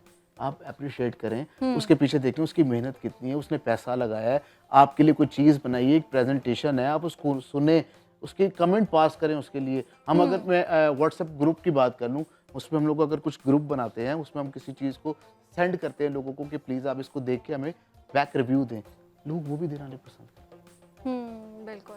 ये आलम है। यहाँ पे सिर्फ अल्लाह पे छोड़ दें, उस वक्त का इंतज़ार करें जो मेरे रब ने चाहना है वो होना है। और यहाँ पे मैं मिसाल सिर्फ एक नाम लूँगा, उसके बाद मैं कुछ नहीं कहूँगा, फिर आप कंटिन्यू आगे। इमरान अशरफ साहब, जो किसी तारुफ के मोहताज नहीं। बिल्कुल ट्रू, नो डाउट। बस आप उनकी मेहनत देख लें और उनको अल्लाह ने किस तरीके से निकाल के स्टैंड कर दिया, आज वो काम कर रहे हैं, लोगों के बीच में कर रहे हैं और बेहतरीन कर रहे हैं। That's it. बिल्कुल ऐसे है। अच्छा, सोशल मीडिया के हवाले से बात हो रही है, तो अलीशा ज़रा बताएं कि आजकल कितना आसान या कितना मुश्किल है फेम कमाना, और आपको क्या लगता है कि सोशल मीडिया ने हमारे जो करियर्स हैं उनको आसान किया है या मुश्किल बनाया है? मुझे लगता है सोशल मीडिया ने आसान भी किया है और मुश्किल भी किया अच्छा, है, दोनों चीज़ें हैं। फर्स्ट ऑफ ऑल एआई, जिसमें जो हर जगह इस टाइम एआई चल रहा है, उससे बहुत सी चीज़ें आसान भी हो गई हैं और मुश्किल भी हो गई हैं। अब एआई की पिक्चर्स और वीडियोस इस तरह की है कि हम उसमें डिफरेंशिएट नहीं कर सकते हैं कि और ये बहुत ज़्यादा रियल है। स्केरी है। आप एक बहुत प्रॉम्प्ट scary है, डालते हैं yes. और आप किसी को कुछ भी बना Exactly, देते हैं, और कोई बहुत- चेक एंड बैलेंस नहीं है, कोई लॉस नहीं है इसके बिल्कुल खिलाफ। ऐसे ही है। एक जगह पे इसका फ़ायदा भी हो रहा है, बहुत से ब्रांड्स, बहुत से सोशल मीडिया प्लेटफॉर्म्स इसको यूज़ कर रहे हैं for the campaigns, advertisements, billboard campaigns, बहुत कुछ। और एक जगह इसका नुकसान भी हो रहा है कि जो हम रियल ह्यूमन बीइंग है, हम लोगों को इसका नुकसान हो रहा है कि हम लोगों को वो काम करने का मौका कम मिल रहा है, हमारा काम मज़ीद कम होता जा रहा है। और जैसे ये एआई इतनी तेज़ी से बढ़ रहा है, आगे जा रहा है और सोशल मीडिया पे इतना ज़्यादा वायरल हो रहा है, तो इसका नुकसान भी बहुत ज़्यादा होगा और फ़ायदा भी हो रहा है। ऑब्वियसली ब्रांड्स को फ़ायदा हो रहा है और रियल ह्यूमन बीइंग को नुकसान हो रहा है इसका। तो सोशल मीडिया पे दोनों इस टाइम चल रहा है, नुकसान भी चल रहा है और फ़ायदा भी चल रहा है। अच्छा अलीशा, आपके फॉलोअर्स भी काफ़ी अच्छे हैं, आप सोशल प्लेटफॉर्म्स पे एक्टिव भी हैं, तो जो लोग हैं वो काफ़ी फॉलो करते हैं, आप लोग जो पोस्ट करते हैं, जैसा आप कंटेंट बनाते हैं, लोग बहुत ज़्यादा इन्फ्लुएंस भी होते हैं ऐसे उससे। ही है। और आजकल के जो हमारे बच्चे बच्चियाँ ना, उनको पहले शौक होता था डॉक्टर्स बनने का, इंजीनियर्स बनने का, अब उनको शौक है यूट्यूबर्स बनने का, और या जो उनकी फेवरेट कंटेंट क्रिएटर्स हैं, टिकटॉकर्स हैं, वो बनने का। तो आपको क्या लगता है कि डोंट यू थिंक कि ये हमारे ऊपर जो आप लोग कंटेंट बनाते हैं, मॉडल, इन्फ्लुएंसर्स, एक रिस्पॉन्सिबिलिटी भी आ जाती है कि लोग आपको फॉलो करते हैं? ट्रू, बिल्कुल 100% ये रिस्पॉन्सिबिलिटी है हम लोगों की, जो हम लोग इन्फ्लुएंस कर रहे हैं लोगों को कि एक अच्छे तरीके से इन्फ्लुएंस करें। बहुत से बच्चे बड़े सब लोग देख रहे हैं और इन्फ्लुएंस हो रहे हैं, बट एट द एंड मैं ये कहूँगी कि पढ़ाई तब तक करनी चाहिए जब तक आपको पता है कि इसका आगे फ्यूचर बन रहा है कोई। लेट्स सपोज मैं अपनी एग्जांपल दूंगी, मैंने वो डिग्री की जो बहुत मुश्किल थी बट उसका कोई आगे फ्यूचर नहीं था। और ऐसी बहुत ज़्यादा भी पाकिस्तान डिग्रीज में फ्यूचर नहीं है, पाकिस्तान में नहीं है, हाँ बाहर भी बहुत बाहर टफ है। है फिलहाल, हाँ है, बट ऑब्वियसली हर कोई बाहर नहीं जा सकता। और यहाँ पर मेरे ख्याल से कोई लाखों में बच्चे ये डिग्री यहाँ पर कर रहे होंगे। और क्योंकि ये जिनको एकदम end से पे- ट्रेंड आया है 4 साल या 5 साल पहले ना, बायोटेक का, और बहुत ऐसे ही। ज़्यादा और लोगों इस ने तरह इसको की बहुत सी कंटिन्यू किया। डिग्रीज हैं इसकी, इक्वल बहुत ज़्यादा डिग्रीज हैं जिनका कोई फ़ायदा नहीं हो रहा। लोग लाखों में पढ़ रहे हैं, यूनिवर्सिटीज़ जा रहे हैं, पढ़ रहे हैं, एंड उनको कुछ भी नहीं मिल रहा है। तो इस वजह से सोशल मीडिया एटलीस्ट वो प्लेटफॉर्म दे रहा है कि हम लोग अर्न कर सकें वहाँ से, कुछ बन सकें, अपनी पहचान बना सकें। अगर किसी के पास कोई आर्ट का टैलेंट है, वो अगर अपने आर्ट वहाँ पे सोशल मीडिया पे लगाएगा, वहाँ से वो अर्न करे। कोई सिंगिंग कर रहा है, कोई मॉडल बनना चाह रहा है, कोई इन्फ्लुएंसर है, तो वो एक सोशल मीडिया के प्लेटफॉर्म से अर्न भी कर सकता है और दुनिया को भी दिखा सकता है। तो यस, सोशल मीडिया सबको यूज़ करना चाहिए अपने आर्ट को दिखाने के लिए। अब मैंने जो डिग्री ली है पाकिस्तान में वो नहीं है जो मेरे पास है डिग्री, हेपेटाइटिस सी। ये यूनिवर्सिटी कौन सी थी आपकी? जी यूनिवर्सिटी कौन सी? कामों की। अच्छा, ये यूनिवर्सिटी थी आपकी? ये पाकिस्तान में है ही नहीं। अच्छा, डिग्री की बात हो ही रही है तो हम ज़रा अपनी डाइटिशियन से भी बात करते हैं। सबसे पहले तो बताएं कि ईद पे आपका क्लिनिक चल रहा है या छुट्टियां दी हुई हैं आपने? ईद पे तो डेफिनेटली काम जो है वो रुका ही होता है, क्योंकि family time, I think work life balance एक होना ना बहुत ज़रूरी है आपकी लाइफ में। अदरवाइज ऑब्वियसली बर्न आउट हो जाता है, और स्पेशली ईद एक ऐसा मौका है जिसको आपको फैमिली के साथ एंजॉय करना चाहिए, तो काम तो नहीं। अच्छा, यहाँ सोशल मीडिया की बात हो रही है तो उसमें मैं एज अ डाइटिशियन बताऊँ कि डाइटिशियंस का क्या रोल है सोशल मीडिया, यहाँ पे किस तरह से यूटिलाइज हम इसको करें। मुझे तकरीबन 10 साल हो गए न्यूट्रिशन की फील्ड में, और माशाल्लाह क्लाइंट्स हैं, सब कंसल्टेशंस, डाइट प्लान सब चल रहे होते हैं। अक्सर मुझे ये मशवरा दिया जाता था कि आपका कोई पेज नहीं है, आप इंस्टाग्राम पे हैं, आप फेसबुक पे हैं, आपका यूट्यूब चैनल है, तो मैं कहती हूँ नहीं, मतलब क्लाइंट्स आ रहे हैं डाइट प्लान से। Diet plan weight loss weight gain के अलावा आप देखें इसमें और बहुत सारी चीज़ें होती हैं। शुगर पेशेंट्स आते हैं, हाइपर टेंशन के आते हैं, जिनका ब्लड प्रेशर का इशू है, यूरिक एसिड, तो वो हेल्थ इश्यूज जो हैं, मैंने इवन कैंसर पेशेंट्स को डाइट के साथ ट्रीट किया है अल्हम्दुलिल्लाह। वो सब चीज़ें चल रही थी, तो मुझे इतनी ख़ास ज़रूरत महसूस नहीं हुई कि सोशल मीडिया पे क्या ही हो जाएगा। बट देन मैंने 3 साल पहले तकरीबन अपना फिर बहुत जब लोगों ने कहा, मशवरा दिया, और मैंने और अपने जो कोलीग्स हैं डाइटिशियंस हैं, न्यूट्रिशनिस्ट हैं, उनको देखा कि वो भी कर रहे हैं, तो मैंने कहा चलें बना के देख लेते हैं क्या हो जाएगा। तो जब वो बनाया, उस पर वीडियोस पोस्ट करनी शुरू की। अच्छा, सबसे बड़ा जो चैलेंज वहाँ पे आया वो ये था, मेरी जो वीडियोस होती हैं वो टोटली इन्फॉर्मेटिव और एजुकेशनल है। मैंने बनाना है डायबिटीज़ के ऊपर, मैंने वीडियो बनानी है ब्लड प्रेशर के ऊपर। अब लोग सोशल मीडिया यूज़ करते हैं एंटरटेनमेंट के लिए, वो कुछ सीखने के लिए नहीं यूज़ करते। और अब न्यूट्रिशन की अवेयरनेस तो अब जाके आई है, पहले तो लोगों को पता भी नहीं था ना ये पोर्शन कंट्रोल क्या होता है, पोर्शन साइज क्या होता है, बैलेंस डॉक्टर डाइट क्या आमना, होती है। आपने जैसे अभी बात की है, हम नॉर्मली लोगों को लगता है कि सिर्फ जब हमने जाना है तो हमने यहाँ वेट गेन करने के लिए प्लान बनवाना है, या हमने वेट लॉस का प्लान बनवाना है। तो आपने अभी बताया है कि आपने कैंसर पेशेंट्स को भी ट्रीट किया इससे, बिल्कुल। और फिर क्या ये मुमकिन है? और जो शुगर पेशेंट्स वगैरह हैं उसके हवाले से भी बताएं कि कैसे ट्रीट करती हैं, कैसे डाइट प्लान्स होते हैं उनके? अच्छा, एक यहाँ पे हमें अवेयरनेस देने की लोगों को ज़रूरत है। जब पानी सर से ऊपर चला जाता है ना, फिर लोग बीमारी का इलाज जो है उसकी तरफ आते हैं, वरना घर में टोटके चल रहे हैं, घर में डॉक्टर के पास तो जाएंगे ही नहीं, टोटके करेंगे, डिफरेंट चीज़ें करेंगे कि डॉक्टर के पास ना जाना पड़े, दवाई ना खानी पड़े। तो मैं समझती हूँ कि डाइट का जो रोल है ना वो सबसे पहले आता है। आपका जो लाइफस्टाइल है उसका, वो एक प्रिवेंशन है, और हम सबको पता है prevention is better than cure. तो अगर आप अपना लाइफस्टाइल जितना अर्ली एज में अच्छा कर लेंगे, चेंज कर लेंगे, आप वो नौबत ही ना आने दें कि आप 40 या 50 साल के बाद जाके अपना शुगर का टेस्ट करा रहे हैं, ब्लड टेस्ट करवा रहे हैं कि हमारी एज होगी, उसके बाद फिर आप जो है वो हेल्दी लाइफस्टाइल की तरफ आएंगे। तो जो पिछले 30-40 साल में आपने अपना लाइफस्टाइल ख़राब कर लिया, चीज़ें ऊपर नीचे कर ली हैं, तो वो इतना जो डैमेज है ना उसको कंट्रोल करना फिर मुश्किल हो जाता है। तो आप वो नौबत ना आने दें, आप अर्ली एज में ही डाइटिशियन से, न्यूट्रिशनिस्ट से कंसल्ट कर लें। नहीं भी करना तो जिस तरह हम एजुकेशनल वीडियोस बना रहे हैं वहाँ से अवेयरनेस ले लें, थोड़ी अपनी रिसर्च करें, अपनी जो लाइफस्टाइल है उसमें चेंजेस लाने की कोशिश करें। बिल्कुल ऐसे सांस तो ले लें। हो गया, आप पूछूं मैं? लेकिन डॉक्टर साहिबा के साथ मैं बिजनेस करना चाहूँगा। अच्छा, ठीक है। आपके पास पैसे हैं? नहीं, बिजनेस नहीं, पार्टनर सबसे पहले मुझे पता है खाने का बिजनेस तो नहीं है। नहीं, खाने का बिजनेस नहीं। मुझे मैं लगता है ये गाने गा के कस्टमर्स को अट्रैक्ट करेंगे, लेकिन वो तो भाग जाएंगे। बड़ा सिंपल है कि अगर किसी ने वेट कम करना है तो इधर आए, किसी ने वेट बढ़ाना है तो किसी अच्छा, तो नहीं, वेट गेन भी हेल्दी होना चाहिए। No comments. अच्छा डॉक्टर आमना, हम बात कर ही रहे हैं तो आजकल जो हमारी यूथ है, सिर्फ यूथ नहीं, हर कोई प्रोसेस्ड फूड्स बहुत ज़्यादा कन्वीनियंस के ऊपर चल रहे हैं। बिल्कुल, और जंक फूड तो ना बहुत से ना हमारे सोशल मीडिया पर लोग हैं, उन्होंने अवेयरनेस दी है। पिज़्ज़ा कहते हैं अनहेल्दी है, लेकिन मैं एक वीडियो देख रही थी उसमें बता रहे थे कि उससे ज़्यादा अनहेल्दी बहुत सी वो चीज़ें हैं जो आप घर में खाते हो, पराठे। अब पिज़्ज़ा में क्या है, चीज़ है और यहाँ पे पेपरोनी है, ये सारी चीज़। एक मिनट, आप फिर उनकी साइड पे हो गई हैं। नहीं आहिस्ता आहिस्ता आप बोलेंगे बर्गर भी या हेल्दी ये है। मैं वही सुनना चाह रहा था। मेरा क्वेश्चन ये पूरा नहीं होने दे रहे ना, आपने कुछ कहना? आपके मुंह में पानी आ रहा है वैसे। नहीं ऐसा कुछ नहीं है।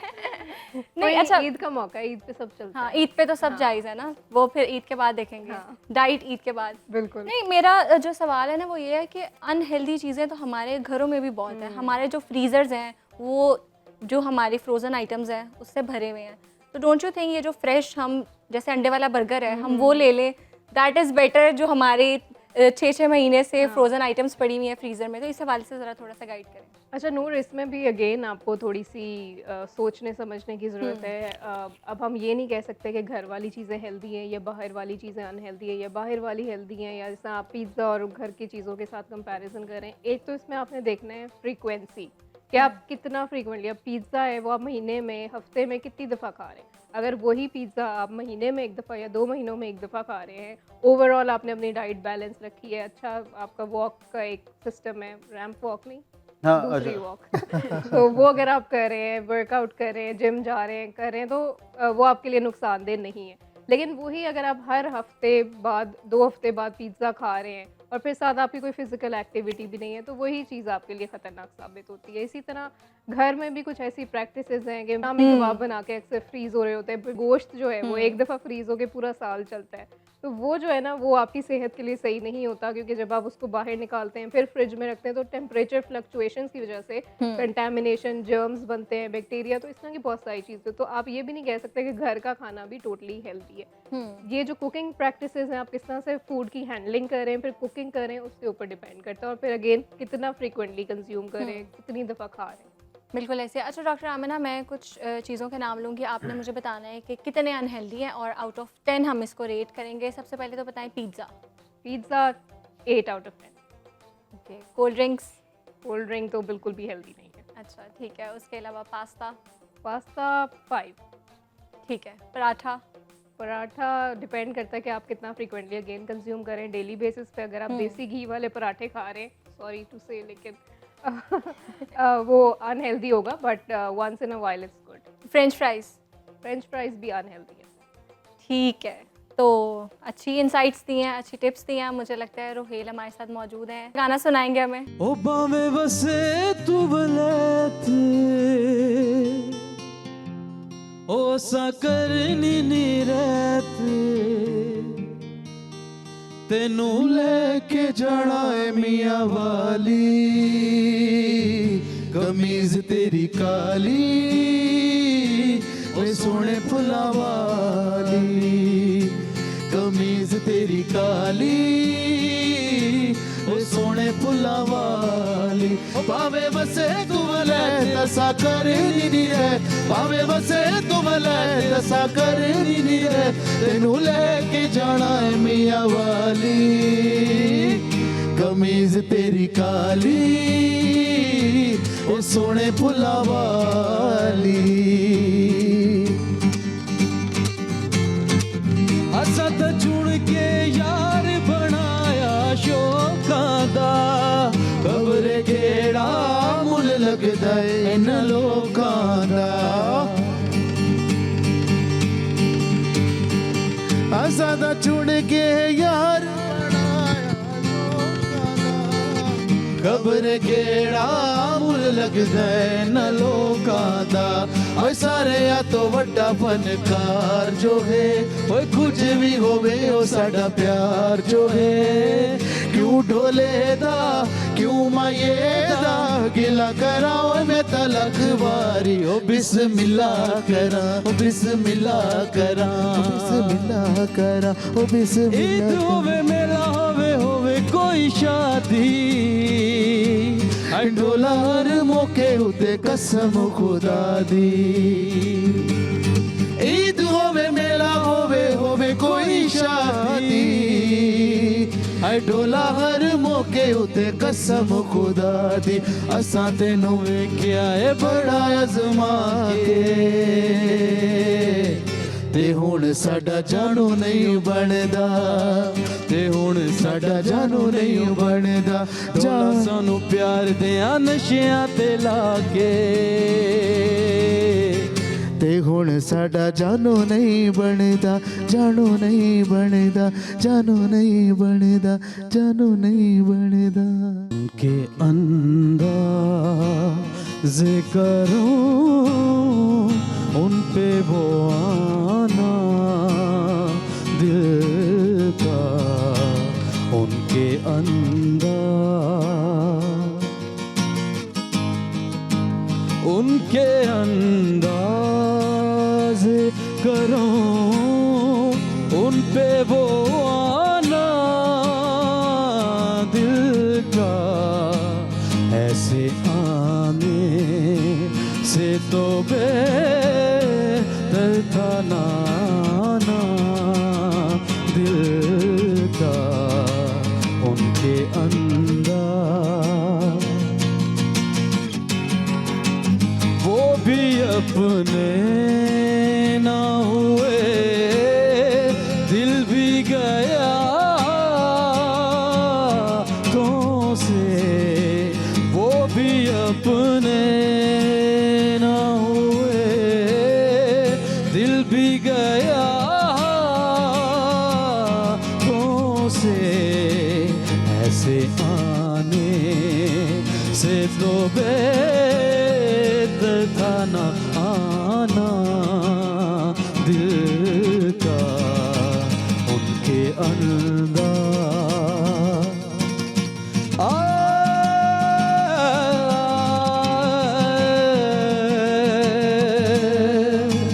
ना सुना उसने तवज्जो से फसाना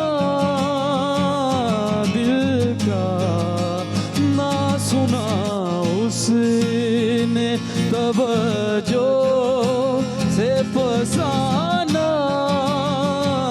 दिल का। उम्र गुजरी है मगर दर्द न जाना दिल का उनके अंदर।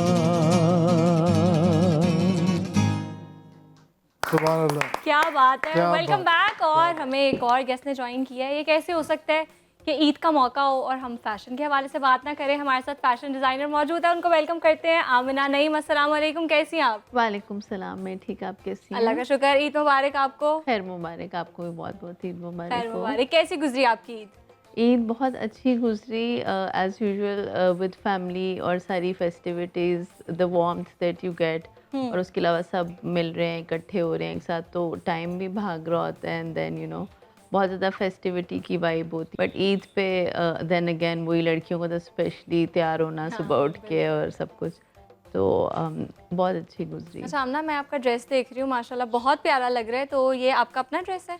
जी जी बिल्कुल, ही मेरा अपना अच्छा, डिज़ाइन आपने है। खुद डिज़ाइन जी किया है? जी, ये इसी ईद कलेक्शन का था, तो देन इस ईद पे मैं उसी में से एक पीस मैंने खुद पहना। ऑलराइट। अच्छा बताएं फिर क्या ट्रेंड्स चल रहे हैं इस ईद पे, क्या कलर्स चले हैं, क्या देखा आपने? अब 2 दिन तो गुजर चुके हैं, आज तीसरा दिन है, जी, तो बिल्कुल। बताएं क्या ट्रेंड्स देखे आपने इस ईद पर? वेल ट्रेंड्स में मैंने जो देखा है, जो कि प्रेडिक्टेड भी था, कि बहुत ज़्यादा पेस्टल टोन्स पर अगेन बैक इन। उसके अलावा ये है कि बलून पैंट्स बहुत ज़्यादा वापस आई हैं विद छोटी कमीज़। उसके अलावा जो है कपड़ों में तो फर्शी शलवार्स एक साल से चल ही रही हैं। उनका कमबैक The दोबारा हो comeback, गया रमजान yes, में। दोबारा हो गया and it's a very pretty comeback, very classic comeback. और उसके अलावा जो है एसेसरीज में इस दफ़ा कश्मीरी चूड़ियाँ has been trending a lot, तो एसेसरीज में तो वो था, लेकिन एक ड्रेसेस में I think everything is going on, it depends on what suits you, the angrakhas, the frocks, उसके अलावा जो है short shirts with farshi shalwars, then palazzos. I think one thing that has gone out of style this Eid is the capris, the tight cigarette pants. वो out of trend है। उसके अलावा मोर और less हर चीज़ जो है वो चल रही है, लॉन्ग शर्ट्स, शॉर्ट शर्ट्स, खुली शलवार, खुली pyjama, and then the angrakhas and everything, even what you are wearing. Yes right.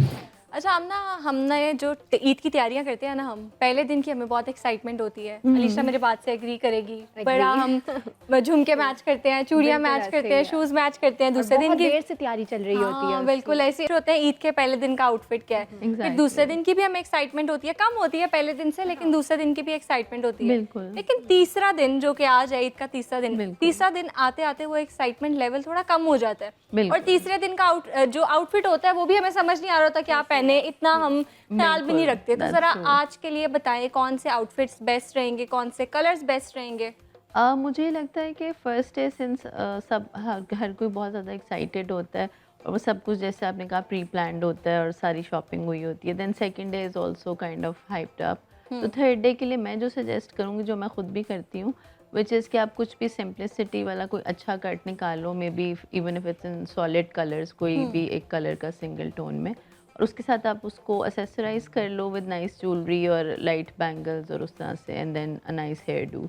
तो ये कि थर्ड डे पे आप उसको थोड़ा सिंपल, क्लासिक और लेस इज मोर में जा सकते हो। बिल्कुल ऐसे that's what I would say. Exactly. अच्छा ये बताएं कि अगर किसी का बजट कम है जी जी। तो वो कैसे कम बजट में, जैसे अहमद है, कम बजट में वो अच्छी लुक्स कैसे क्रिएट कर सकते हैं? आई थिंक कम बजट में, जैसे मैंने आपको कहा कि अगर आप कोई प्लेन फैब्रिक लेते हैं, आप अपने टेलर से भी सिलवा रहे हैं, अगर आप डिज़ाइनर के पास नहीं भी जा रहे, तो आप उनको कोई अच्छा क्लासिक, जैसे मैंने बलून पैंट्स फॉर एग्जांपल बोला, वो with like short shirt, one colour की सिंपल फैब्रिक ख़रीद के वो आप स्टिच करवा लें और उसको आप अच्छा एसेसराइज करें, तो I think that is very budget friendly.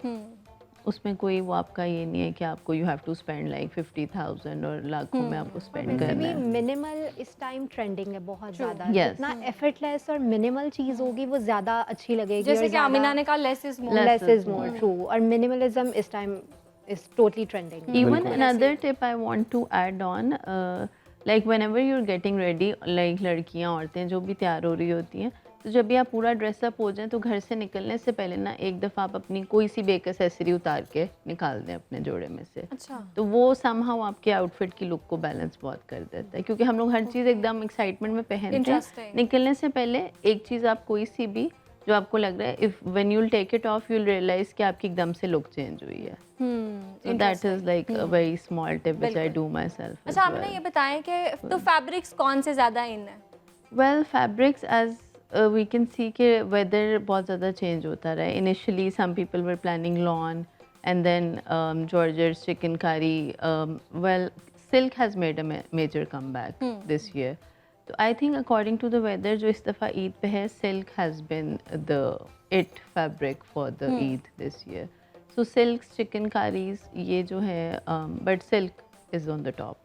और काफ़ी अरसे के बाद सिल्क का इतना ज़्यादा कम बैक हुआ है, वरना पहले लोग इतना सिल्क को पसंद नहीं करते थे पहनने के लिए, but this year it has been on trend everywhere. बिल्कुल ऐसे ही है, मुझे लगता है काफ़ी चिटचिट होगी। कपड़ों में भी खाने पीने की चीज़ें आ रही हैं, चिकन कढ़ाई और वो चिकनकारी। चिकनकारी बिल्कुल बिल्कुल चिटचैट हमारी कंटिन्यू रहेगी, लेकिन मुझे लगता है कि अब हमें अपनी गेम्स की तरफ जाना चाहिए, लेकिन हाँ। उससे पहले अहमद से गाना सुनेंगे। हाँ जी प्लीज़, लाजमी एक जो है वो बड़ा खूबसूरत गाना मुझे याद आ रहा है, जी जी ज़रूर। तो आपके नज़र करूँगा मैं। तू ते मेरी अखियाँ दी है नींद चुराई, तू ते मेरी अखियाँ दी है नींद चुराई, वे बेईमाना वे बेईमाना वे हर जाई, तू ते मेरी अखियाँ दी है नींद चुराई। ओ किथे ने ओ शामा किथे गए ओ सवेरे वे, हाय पल भी नहीं लंघदा सी तेरा बिन मेरे वे। ओ किथे ने ओ शामा किथे गए ओ सवेरे वे, हाय पल भी नहीं लंघदा सी तेरा बिन मेरे वे।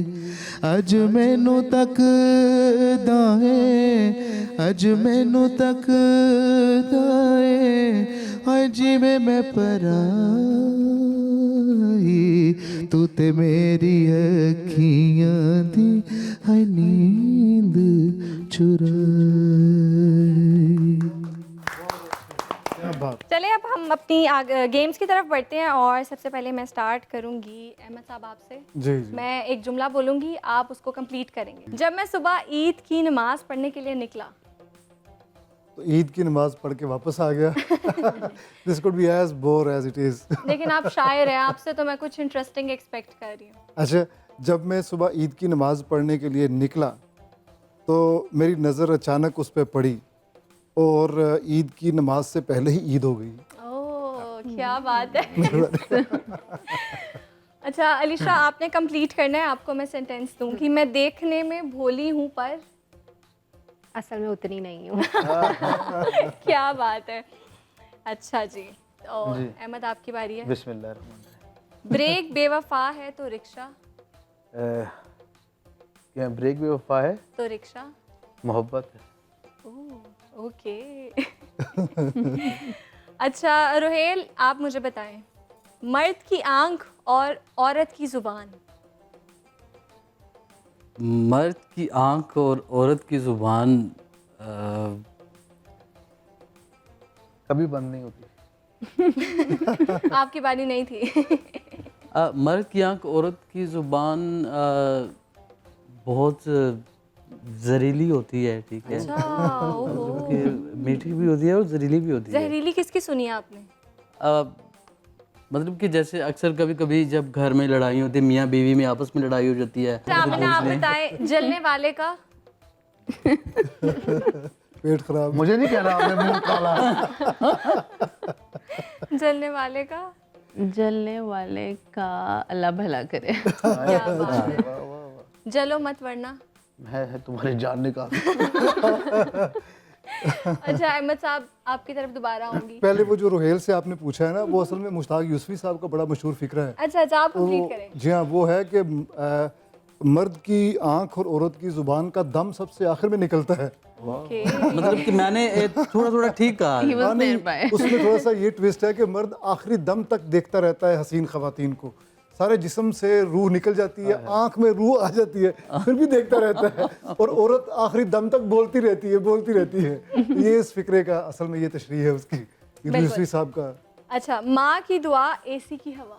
एसी की हवा, पता नहीं फिर माँ ने गुस्से में जो दुआ दी उसकी तो एसी की आवाज़ होती है, वैसे जन्नत की हवा ही होती है। चलें आगे बढ़ते हैं, और मज़ीद हमारे पास मज़ेदार से सवालात हैं। अच्छा बताएं अलीशा, आपको आधी रात को अगर खाना बनाना पड़े तो आप क्या बनाएंगी, खाना या बेवकूफ़? मैं कुछ खाना बना लूँगी। क्या? थोड़ा सा नूडल्स। Okay, interesting.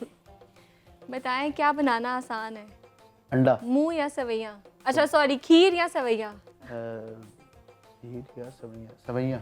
ओके, आती है आपको बनाने? हाँ, वो कैसे बनाते हैं? दूध उबालें, अच्छा। ठीक है, उसके अंदर आधा किलो चीनी डाल दें, और उसके आधा बाद किलो चीनी, उसके बाद फिर आधा किलो चीनी डालें, उसके बाद सेवियों का पैकेट फाड़ें, उसके अंदर डाल दें, अच्छा। और 5 मिनट बाद उतार लें। अच्छा, यही आप खाते हैं? जी, आप जो डाइट चार्ट रेकमेंड करते हैं? हेल्थी फूड है, यू नो। हेल्दी, और फिर ऐसी हेल्थ हो जाती है खा के? Yes of course. पहले वाली आमना के जाने का फायदा उठा रहे हैं, दूसरी आमना आ गई है, उस बेचारी को पता ही नहीं कि यहाँ डाइटिशियन बैठी हुई थी। अब फैशन डिजाइनर क्या कमेंट करे इस पे, इतनी चीनी टपते जा रहे। अच्छा ये बताएं कि मेहमानों को ज़्यादा खिलाया, बिरयानी या कढ़ाई? क्या ज़्यादा खिलाया? बिरयानी या कढ़ाई? जो वो खा लें, दोनों में से। अच्छा रोहेल, आप बताएं कि खाने में क्या पसंद है, पिज़्ज़ा या बिरयानी? खाने में पुलाव पसंद है। पुलाव पसंद है। पिज़्ज़ा या बिरयानी में से बताना था? पिज़्ज़ा, बिरयानी में से पिज़्ज़ा। पिज़्ज़ा, ठीक है, इंटरेस्टिंग। तो मेरे पास और भी बहुत मज़ेदार बातें भी हैं और गेम्स भी हैं, लेकिन यहाँ वक्त हुआ है एक ब्रेक का। ब्रेक के बाद दोबारा मिलते हैं।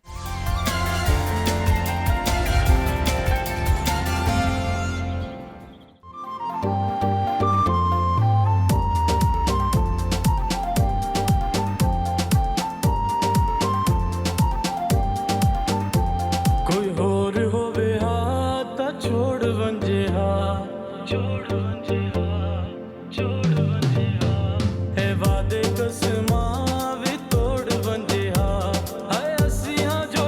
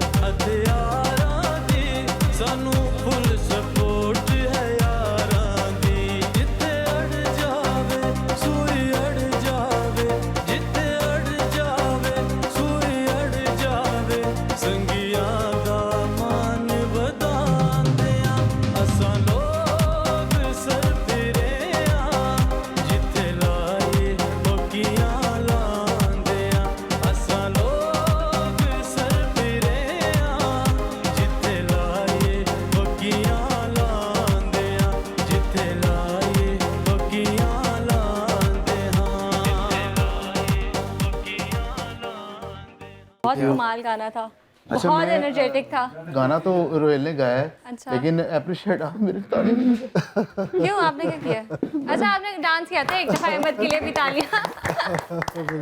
अभी मैं वो देख रहा था कि आप भी कुछ गा रही थी और आप भी कुछ गा रही थी, नहीं, मैं तो नहीं लेकिन गा ना रही ईद थी। का मजा इस तरह ना खराब करें। वो अभी बड़ा अच्छा गुनगुना रही थी, अब ये नहीं पता वो चाइनीज गा रही थी या वो फिलिपीनी। तो फिर सुन लेते हैं अलीशा से। गुनगुना रही थी, ये गुनगुना रही थी बड़ा माइक खतरनाक। दे अलीशा को। अब ये नहीं पता कि वो सोच रही थी कि मैंने कौन सा सूट पहनना है, अब ये नहीं पता, लेकिन वो है। अच्छा, मैं सिर्फ गुनगुना रही हूँ, मेरे साथ अगर आप गाएंगे मैं साथ साथ गुनगुनाऊंगी। क्या आप गाए ना, हम गाएंगे आपके हाँ, साथ। आप please। गाएंगे, मैं साथ साथ गुनगुनाऊंगी, क्योंकि मैं गा नहीं ना, ना, सकती। ये गलत बात है। देखिए पैसे नहीं नहीं, आपको दो ज्यादा तीन लाइन सुना देगी अलीशा में, है ना? प्लीज आप मैं आपसे मैं रिक्वेस्ट क्या कर रही सुनाऊंगी? ये वर्ल्ड मुझे कप कोई आपका, कोई गाना आप बता दें। आप भी कोई अच्छा सा आतिफ सुनाए ना, असलम कोई का आतिफ जो का आपको आप फैन है पसंद है आतिफ वो। की, तो प्लीज अगर कोई आतिफ का सुना दें हमें। हम किस गली जा रहे हैं अपने कोई बचपन गाना ही नहीं मुझे याद आ रहा है कहानी एकदम से। सुनो, कहानी सुनो कोई भी, आतिफ का सुना दे कोई भी। बस खरी खरी नहीं सुनानी, बाकी मेरे साथ प्लीज आप गाएं, मैं गाती हूँ। चले स्टार्ट पहली करें, नजर अहमद गाते स्टार्ट हैं। करें आप। चल भाई आतिफ। रोहेल आप स्टार्ट। आतिफ का दी आतिफ मोस्ट असलम। फेवरेट पहली नजर ये गाते हैं। जी, चले please। आप स्टार्ट करें, मैं आपके साथ गाती हूँ फिर। जल्दी कर लो ना।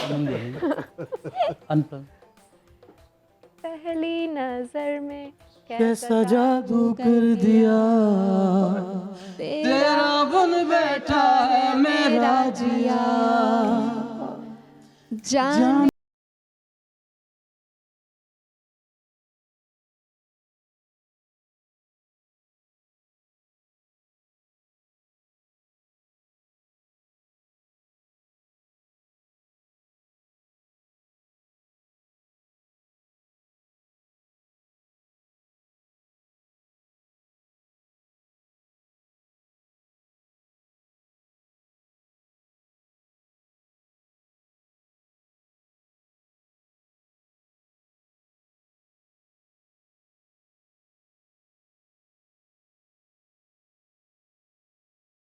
बाहों में आ भी जा।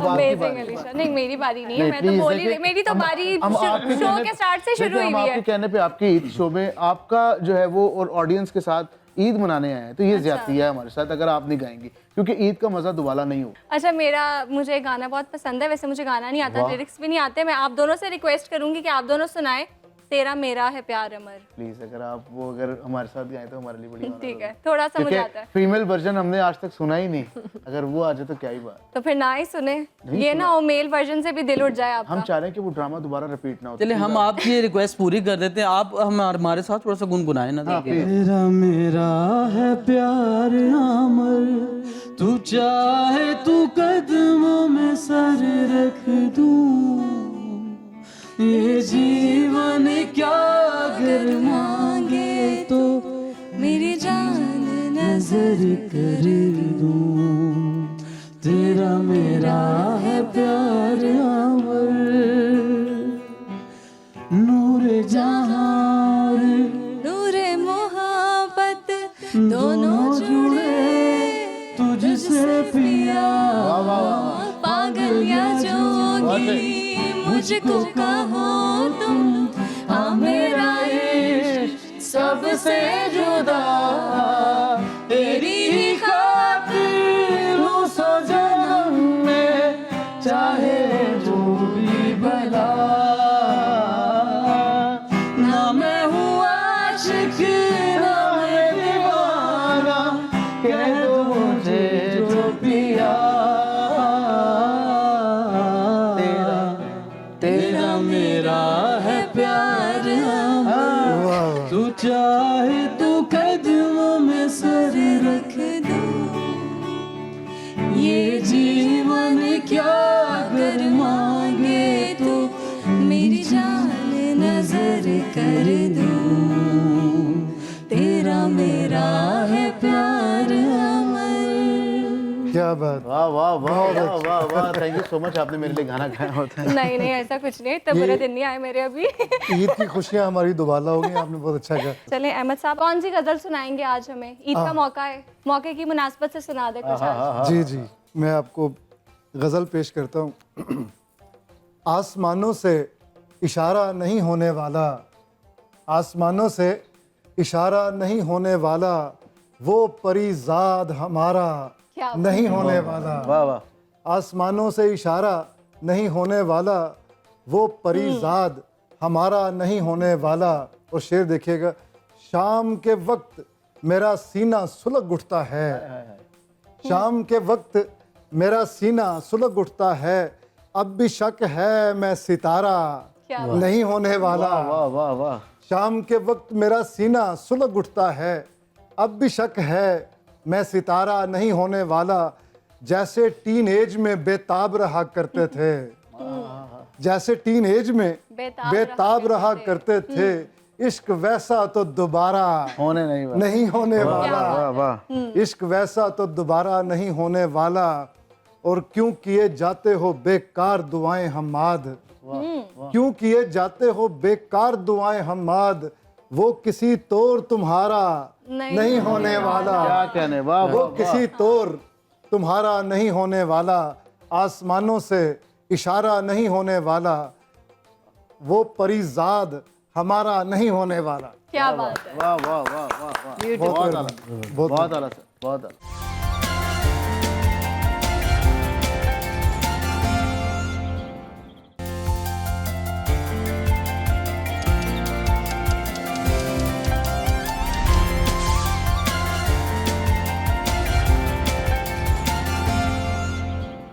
अच्छा आमिना, आपकी तरफ आऊँगी। फैशन डिज़ाइनर है आप, सबसे पहले तो बताएं कि कैसे चूज़ किया आपने करियर, और जो आपको बच्चे देख रहे हैं जो अभी इस फील्ड को चूज़ करना चाह रहे हैं, जिन्होंने जो पढ़ाई कर रहे हैं, आप उनको क्या मशवरा देना चाहेंगे? कितना आसान है या कितना मुश्किल है पाकिस्तान में इसको कंटिन्यू करना? बेसिकली मैंने स्टार्ट किया था मेरी स्कूलिंग शोएफात से थी, तो वहाँ पर मैं पढ़ रही थी बिज़नेस स्टडीज़, बट मेरा आर्ट्स में बहुत ज़्यादा इंटरेस्ट था। तो whenever I use to get any free time, तो मैं आर्ट क्लास में जाके अकेली बैठ के पेंटिंग्स करती रहती थी। फिर उसके बाद हमारी ये होती थी काउंसलिंग क्लासेस होती थी, काउंसलिंग के यूनिवर्सिटीज़ में किसने कहाँ जाना है। तो देन जब मेरी काउंसलिंग हुई, उसमें मेरी उनके साथ जो what I told them my interest and all, तो फिर वो मेरा फैशन डिज़ाइन की तरफ वहाँ से कंटिन्यू हो गया। तो फिर मेरी डिग्री का एक पार्ट PIFT से था और बाकी पेरिस से था। एकोल दे ला चैम्बर, वो पेरिस की one of the oldest universities है। इंटरेस्टिंग। तो मैं ये कहना चाहूँगी कि दूर से आपको बहुत ग्लैमरस फील्ड लगती है ये, it just looks like glamorous. अंदर जो है आपकी पीछे फैशन शो के अगर आप बैकग्राउंड में जाके देखें, there is a lot of chaos, there is a lot of rushing. फिर आपने अगर आप कोई कलेक्शन बनवा रहे हैं, उसका process of making, designing, everything, it just looks glamorous, but it's real work and studies. तो जो बच्चे इसको एज अ करियर परस्यू करना चाह रहे हैं, पाकिस्तान में इसका बहुत अच्छा स्कोप है। आई वुड से कि they should go for it, लेकिन विद लॉट ऑफ डेडिकेशन, बिल्कुल। और वो मेहनत करके, और ये सोच के नहीं कि फ़ैशन है तो बस हमने फ़ैशन करना है तो हम फैशन डिज़ाइनर बन सकते हैं। That's not true. अगर आपने पढ़ना है, you can study and you can work hard, then you should go for it. और उसमें they have a lot of scope. मतलब मैं जब ग्रेजुएट हुई हूँ तो अभी मेरा थीसिस का डिस्प्ले हुआ था और अभी हमें डिग्री नहीं मिली थी, तो ऑन द स्पॉट मुझे पाकिस्तान के 3 फेमस फैशन डिज़ाइनर्स हैं जिन्होंने जॉब ऑफर्स कर दी थी। तो आई थिंक 110% जॉब रेशियो भी है इस फील्ड में पाकिस्तान के अंदर। तो इस वजह से बच्चों को ज़रूर, जिनका भी इंटरेस्ट है, उनको कंटिन्यू इसमें करना चाहिए।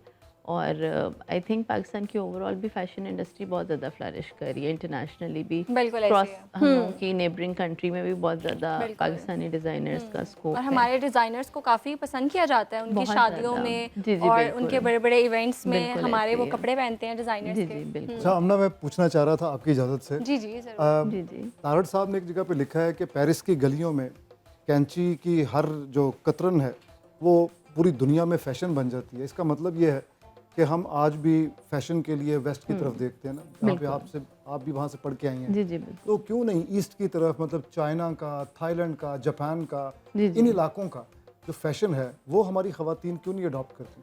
मैं इसमें आपको थोड़ा सा ये बताना चाहूँगी कि पेरिस को सिटी ऑफ डिज़ाइनर्स कहा जाता है, विच इज़ ट्रू। क्योंकि जब हम लोग वहाँ पे आप जाते हैं तो वहाँ के एक आप नॉर्मल से कैफ़े का डोर नॉब भी देखेंगे ना, तो वो भी चीख मार के कह रहा होगा कि I am from a city of designer.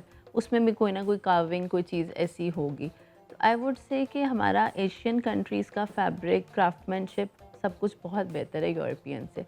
लेकिन अगर हम टेक्निकलिटीज़ की तरफ आते हैं तो फिर वो यूरोपियन कंट्रीज़ में जिस तरीके से वो पढ़ा रहे हैं और जिस तरीके से करवा रहे हैं ना, आई थिंक टेक्निकली वो हम लोगों से बहुत ज़्यादा आगे हैं and they are very precise और स्ट्रिक्ट अबाउट दैट। मतलब मैं जब वहाँ पे पढ़ रही थी, मेरी यूनिवर्सिटी की टाइमिंग्स सुबह 7 o'clock से लेके शाम को 6:30 तक होती थी, जिसमें हमारी स्टिचिंग भी होती थी, पैटर्न मेकिंग भी होती थी, ड्रेपिंग भी होती थी। तो हम लोगों ने खुद कट करके, स्केच करके, उसको ड्रेप करके और सो भी करना होता था।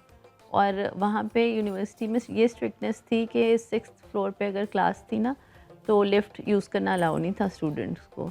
सो you have to climb 6 floors up and down all day. आपके स्लिम होने के पीछे यही राज है कि 6 फ्लोर्स ऊपर पैदल जाती थी और वापस जी आती थी। बिल्कुल। अच्छा, तो वो जो आपका सवाल बेसिकली बिल्कुल ठीक था कि हमारी एशियन कंट्रीज़ जो हैं उसमें फैब्रिक इज़ द बेस्ट, वो हमें यूरोपियन में नहीं कोरियन मिलता। ड्रामा देखे ना, पाकिस्तानी कितना कंज्यूम करते, कितना Exactly, देखते हैं, लेकिन बिल्कुल, उसका बिल्कुल। फैशन नहीं अडॉप्ट करते। बिल्कुल ऐसे उन लड़कियों का, उन लड़कों का जो फैशन है, एशियन फैशन। मुझे लगता है अब उन लोगों ने ना हमारा फैशन अडॉप्ट करना अब अगर करना स्टार्ट कर तो लिया। बहुत से ट्रेंड्स में फ्यूजन आ रहा है। मैं उस दिन देख रही थी अब जो बलून पैंट्स अगर जिसकी मैं हाँ, वो जो कैंडल जेनर है या उसने वैसे करके दुपट्टा लिया हुआ वो जो था। पतले वाला और अभी जो दुपट्टा पिछले चल रहा साल ट्रेंड चल रहा था स्कैंडिनेवियन स्कार्फ्स, Yeah. वो हमारे फ्लोरल दुपट्टे थे, चुन्नियाँ थी, उनका नाम उन्होंने रख दिया था अच्छा, स्कैंडिनेवियन जैसे, स्कार्फ्स। तो अभी एक फ्यूजन चल रहा है, वो लोग हम लोग की बहुत सारी, आपने पता नहीं पिछले दिनों देखा हो कि ना हो, am I allowed to take names or no of any Yes, celeb? you are. Okay, so Huda wore that thing, वो जो एक हिजाब टाइप with the dress, तो वो बेसिकली क्या एक हिजाब की ट्रांसफॉर्मेशन थी, सिर्फ उसने वेस्टर्न ड्रेस के साथ उसको पहन लिया था। Then I think one of the Jenners did that too, या Kendall Jenner, I think Kendall did that. और उसके बाद फिर वो पश्मीना शॉल भी ली थे उसने, हाँ काफी जी, वायरल तो भी वो हुआ था। उसके बाद जो है वो ट्रेंड्स जो हैं वो एकदम से स्प्रेड हो रहे हैं। बलून ऐसे। पैंट्स जिसकी मैं बात कर रही थी, वो भी क्या है, वो हमारी शलवार की ही वेरिएशन है, उसके बस नीचे एजेस पे उन्होंने एक इलास्टिक डाल दिया और वो बलून पैंट्स बन गई है। अच्छा, मुझे लगता है अब ज़रा शो में ना थोड़ा सा हमें गरम मसाला डालना चाहिए। मैं आपको खाने की रेसिपीज़ दूंगी, आपने ज़रा उनको अदाकारी करते हुए पढ़ने। तो अहमद साहब, सबसे पहले मैं आपसे स्टार्ट ये तो करूंगी। बड़ा मुश्किल काम है। आपको मैं क्यू कार्ड वो पास देखिए इतने करूंगी। अच्छे अदाकार हमारे सामने नहीं, हम बैठे। सबको मौका देंगे, सबको मौका मिलेगा, ठीक है। तो सबसे पहले जो आपके पास रेसिपी है वो मैं आपको पास ऑन कर रही हूँ। नमकीन गोश्त। नमकीन गोश्त। तेल को मुकम्मल तौर पर ढके हुए बर्तन में गर्म करें। सब्ज मिर्चों और अदरक को 1 मिनट के लिए तल लें। और फिर गोश्त, नमक, टमाटर और काली मिर्चें शामिल कर लें। तेज आंच पर उन्हें कुछ देर तक चम्मच उस वक्त तक हिलाते रहें जब तक गोश्त रस खारिज ना करने लगे। अब बर्तन को ढक्कन से बंद करके हल्की आंच पे कुछ देर उबाल लें। उबालने की आवाज़ भी निकाली जाए। हाँ जी। जी जी बिल्कुल निकालें। ऐसी कोई ममानियत नहीं है हमारे शो में, आप निकाल सकते हैं। फिर आंच को हल्का कर दें। सुस्त रवि से पकाना ही इसको बेहतरीन बनाना है। मुमकिन हो तो इसमें पानी डालने से गुरेज करें, ताहम ज़रूरत पड़ने पर थोड़ी मिकदार डालकर अमल को पूरा करें। यानी पानी थोड़ा सा डाला जा सकता है, लेकिन नमकीन गोश्त को नान, लीमू और कटी हुई प्याज के साथ पेश करें। ये लीजिए। बहुत शुक्रिया। अब मैं अलीशा की तरफ भी आऊंगी, लेकिन उससे पहले जो ये मेरे इस तरफ बैठे हुए हैं, असल अदाकार जो हाँ, आप चाहें तो अपनी रेसिपी भी बता जी, सकते मैं हैं। वही मुझे बताने लगा हूं। उम्मीद मैं है कि ज़रा- आपके पास भी इंटरेस्टिंग मैं ज़रा पढ़ लूं ज़रा। आधा किलो चीनी वाली। बिल्कुल, या अंडा बॉईल करने की तरकीब बता दें। हाँ बिल्कुल, वो तो बहुत मुश्किल है। हजरात, मैं हूं अहमद नवाज़ और आज बहुत खूबसूरत तरीके से मैं एक खूबसूरत डिश बनाने जा रहा हूं जिसका नाम है अचार गोश्त। आपने लेना है गोश्त, बेशक वो मुर्गी का हो या किसी इंसान का हो, मीन्स के किसी बकरी का हो, या तो फिर आप उसको धोएं अच्छे तरीके से कि उसके अंदर जो खून है वो आपके अंदर खून उतर जाए। तो उसके बाद आपने उसको बॉयल करना है। बॉयल करने के बाद आपने उसको यहाँ पे रखना है आराम से। उसके बाद टिश्यू से उसको साफ़ करना है कि उसको ठंडा लगे। उसके बाद आपने लेना है पानी, उसके अंदर आपने डालना है गोश्त, और गोश्त के बाद चोरी बन रहा है भाई ये तो। उसके बाद आप खाने के बाद सब रक्स करेंगे। उसके बाद आपने थोड़ी देर इसको हल्की सी आंच पे रख देना है। अल्लाह अकबर। वो पकता रहेगा। और ये बड़ा आसान तरीका, मैं फार्मूला बता रहा हूँ। एक घर में अगर जिसकी बीवी नहीं है वो भी आराम से बना सकता है अचार गोश्त। अचार गोश्त के अंदर आपने डालना है एक अचार का पैकेट लेके, वो सारा अचार उसमें तुन दें। उसके बाद वो अचार को फिर बंद कर दें, फिर पानी जितना हो सकता है डाल दें ताकि आप मोहल्ले में भी तकसीम कर सके। आपका अचार गोश्त तैयार। ओए होए होए होए। क्या बात है। आखिर में उफल्ला रह गया बस। चलें जी, अब अलीशा की बारी। अलीशा एक्टिंग करनी है। सबसे पहले उर्दू पढ़नी है। वाह वाह वाह वाह। मुश्किल काम। जेन जी के मसाइल। नहीं, मुझे आती है पढ़नी। अच्छा। सबसे पहले देचकी में प्याज ब्राउन कर लें। ठीक अब है। इसमें लहसुन, अदरक और बाकी सारे मसाले डाल के वाह। ठीक तरह से मसाला भून लें। ठीक है। ऐसे ऐसे भून लें। भूनने की आवाज भी निकाले। Amazing. अब इस मसाले में गोश्त डालकर हल्का सा भून लें, फिर से भून लें। और फिर ज़्यादा सा पानी डाल के 3 से 4 ग्लास 4 घंटे के दरमियान के लिए दरमियानी आंच पर पकने दें। ठीक है। दरमियानी आंच। जब गोश्त अच्छी तरह गल जाए और मिक्स हो जाए तो इसमें मैदा या कॉर्नफ्लोर पानी में घोलकर मिला लें, मगर साथ मुसलसल चम्मच हिलाते नहीं, इसलिए मैं एक हाथ से चम्मच हिलाती जाऊँ। ठीक है, ठीक है। बड़ी ईमानदार है आप। अब इसको 10 इस से हाथ से 15 लाएंगे तो मिनट निहारी गिर जाएगी। अब इसको 10 से 15 मिनट दम पर रख दें और फिर उतार लें। ये लेने क्या बात है नानिया। रैपिड फायर की तरफ चलते हैं और मैं स्टार्ट करूंगी रुहेल से। रुहेल बताएं कि मीरा अगर अदाकार ना होती तो क्या होती? मीरा अगर अदाकार ना होती तो हॉस्पिटल में कोई नर्स होते हैं। अच्छा, ठीक है। ओके, अच्छा आप बताएं कि मियां नवाज शरीफ, आमिना आप बताएं, मियां नवाज शरीफ सियासतदान ना होते तो क्या होते? पायलट। पायलट? अच्छा, इंटरेस्टिंग। अच्छा अहमद आप बताएं कि अली जफर सिंगर ना होते तो क्या होते? Truck driver. अच्छा, ठीक है। अच्छा अहमद साहब आप बताएं कि इमरान खान अगर सियासतदान ना होते, क्रिकेटर ना होते तो वो क्या होते हैं? ओल्ड एचिसोनियन और बस। बस I want to answer that. जी जी करें। He could have been a Hollywood actor. Yes definitely. Yes, nice to meet you. चले अब हमारे पास ट्रूथ एंड डेयर भी है। इतनी तो जल्दी मैं बुक गए आपसे- सवाल आप? क्यों आपने और हाँ जवाब देना प्लीज, है? ये बड़ा तो शौक है आपको दूसरों की बातें सुनने का, दूसरों के बारे में ओपिनियंस देने का। अच्छा आप बताएं, अहमद अगर डाइटिशियन ना होते तो क्या होते? बॉक्सर। अच्छा, और अहमद अगर सिंगर ना होते तो क्या होते? पंजाब सुथरा। ओ मींस के मेरा था सुथरा। सही है। जी जी कंप्लीट करें, कोई बात नहीं। I am a good actor. अच्छा ठीक है, चलें काफ़ी था। Okay.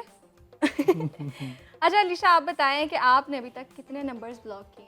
Oh my God. Truth? 200 से 250। ये बिग नंबर। आप बताएं। 0 ट्रिपल। वो ब्लॉक करने के लिए एक और नंबर दे रहे हैं। कितने थे? 200? हाँ 200 से 201 250 बता इतने दें तो नंबर। लाजमी है। ओह जाते हुए। अच्छा आमिना आप बताएं कि आपने कभी सोशल मीडिया पर किसी को स्टॉक किया है फेक अकाउंट से? Never. ओरिजिनल अकाउंट से किया है? Yes, original से तो I think everyone does that. हाँ एग्जैक्टली। अच्छा रुहेल आप बताएं कि आपने कभी किसी को प्रैंक कॉल की है या कभी आपको किसी ने प्रैंक कॉल की है? मुझे 1-2 दफ़ा कॉल आई थी। अच्छा। तो अभी लास्ट ही जो हुआ एक, मैं घर में था, मुझे कॉल आई कि आपका पार्सल आ गया है, तो आप जो है ना अपना हमें ना एक कोड आएगा वो आपने बताना है। उससे कुछ दिन पहले ही पार्सल आया मुझे, ठीक है। मैंने कहा यार ये कौन सा पार्सल है, ये किसने भेजा? कह रहे, मैंने पूछा कहाँ से आया? कह रहे कराची से आया, ठीक है। अच्छा। तो मैंने कहा यार ये बिल्कुल ना कोई प्रैंक हो रहा है नहीं। तो फिर जब मैंने कहा आप वो कह रहे कि ये जो पासवर्ड आएगा ना आपके पास कोड, आपने वो बताना है। तो फिर जब उसकी कॉल आई, भाई आप क्यों नहीं बता रहे, वो लेट हो रहा है। फिर मैंने उसकी अच्छी खासी धुलाई की, ठीक है। तो उसने फिर फ़ौरन नंबर ब्लॉक कर दिया। ओके ठीक है। अच्छा अहमद आपने बताना है जी प्लीज। आपके बारे में कोई मज़ेदार सा रूमर सुन के आप भी एक दफ़ा चौंक गए हो? रूमर, मैंने जब फर्स्ट टाइम मेरी फिल्म थी और ऑन सेट जब अब्बा ने मुझे देखा और वो जो एक रिएक्शन था ना कि तू भी इस फिल्म में है, तो वो जो है ना वो एक घबरा जाना मेरा कि यार अब्बा के सामने मैं किस तरह काम करूँगा। मुझे भी ऑन सेट पता लगा कि मैं अब्बा भी जो है वो मेरे सामने, और और मेरे साथ उनका सीन है तो मैं और घबरा गया, और वो जो है वो मेरे लिए बड़ा एक ओके मेरे पास जी तो जी ये ना बोले। कि मैं कह रहा था कि सवाल कुछ और था। मैं वो बताना तो मैंने कहीं ना कहीं तो निकलना ना। अच्छा सही है। अच्छा चले, मेरे पास और भी बड़े मज़े मज़े की गेम्स हैं, लेकिन मुझे लगता है हमारे पास दो सिंगर्स बैठे हुए हैं, तो इनसे ज़रा कुछ सुन लिया जाए। जी बिल्कुल। अहमद आप कुछ सुनाएं फिर हमें। गेम नहीं नहीं, आप सिंगर नहीं हैं? I am singer. सिंगर अच्छा तो सुनाए फिर हमें। रोहेल से मैं रिक्वेस्ट करूंगा कि रोहेल और मैं इकट्ठे हम लोग जो है जी वो जी आपको कुछ श्योर। चिट्टा कुकड़ बने रेते, चिट्टा कुकड़ बने रेते, कासुन दुपट्टे वाले मुंडा रह गया तेरे ते, ओ कासुन दुपट्टे वाले मुंडा रह गया तेरे ते। मी वसदाए होटल ते, मी वसदाए होटल ते, तेरा मेरा प्यार हो गया कोका कोला दी बोतल ते, तेरा मेरा प्यार हो गया कोका कोला दी बोतल ते। दो कारा बाजार आया, दो कारा बाजार आया, झिड़कना देवी सोनिए अखा करन दीदार आया, ओ झिड़कना देवी सोनिए अखा करन दीदार आया। कोठे ते आ माया, कोठे ते आ माया, मिलण ते मिल माया, नी ते खसमा नु खा माया, मिलण ते मिल माया, नी ते खसमा नु खा माया। कोई बाजरा तोल देओ, कोई बाजरा तोल देओ, सीने विच ठंड पैंदी जदों मिठा मिठा बोल देओ, ओ सीने विच ठंड पैंदी जदों मिठा मिठा बोल देओ। आलू मटर पकाए हुए ने, आलू मटर पकाए हुए ने, साडे कोलो बटन चंगे जेड़े सीने नाल लाए हुए ने, साडे कोलो बटन चंगे जेड़े सीने नाल लाए हुए ने। लट्ठे दी चादर उते सलेटी रंग माया, आबो सामने आवो सामने कोलों दी रुस के ना लंग माया, लट्ठे दी चादर उते सलेटी रंग माया, आबो सामने आवो सामने कोलों दी रुस के ना रंग माया। तेरी माँ ने पकाई खीर वे, असा मंगी ते पै गई पीड़ वे, लट्ठे दी चादर उत्ते सलेटी रंग माया, आवो सामने आवो सामने कोलों दी रुस के ना लंग माया।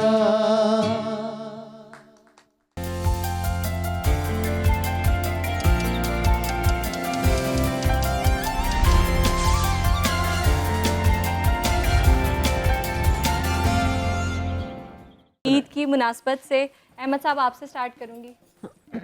जी मेरा ख्याल है कि ईद के मौके पे हमें जिन्होंने पाकिस्तान की हिफाजत की और हम जिनकी वजह से खुशियां मना रहे हैं, आर्म्ड फोर्सेस हैं और पैरामिलिट्री फोर्सेस हैं और पुलिस है और ये जवान सारे, तो उनको ना भूलें, उनको दुआओं में याद रखें। बिल्कुल बिल्कुल ऐसे ही। अलीशा आप बताएं क्या मैसेज देना चाहेंगी? मैं सबको यही मैसेज दूंगी कि सब बहुत खुशी खुशी ईद मनाएं और उन सब लोगों का ध्यान करें जो हम पे डिपेंड हो रहे हैं, उनकी भी खुशियों का एहसास करें और लोगों के चेहरे पे मुस्कुराहट लेकर आएँ, क्योंकि मुस्कुराहट से ही खुशी है और खुशी से ईद है। बिल्कुल, क्या बात है। अहमद आप बताएं। जी, मैं हमेशा एक ही बात करता हूँ और मेरी दुआ है ये बात मेरी उन लोगों तक पहुँच जाए कि जो लोग इस चीज़ को डिनाई ना करें। वो ये है कि वक्त बहुत मुख्तसर है, इंसान के अगले पल का नहीं पता कि वो है या नहीं। तो लिहाजा अपने रिश्तेदारों के साथ जो आपके इख्तलाफात हैं, अपनी फैमिलीज़ में जो इख्तलाफात हैं, अपने भाई के साथ, अपने भाई के वाइफ के साथ, यानी कि जो घर में जो इंसान के लड़ाई और झगड़े और तनाज़ात हैं उनको ख़त्म करें और सबसे जो है वो खुशी से पेश आएँ, क्योंकि वो कहते हैं ना कि मोहब्बत ऐसा दरिया है, मोहब्बत ऐसा दरिया है कि बारिश रूठ भी जाए तो पानी कम नहीं होता।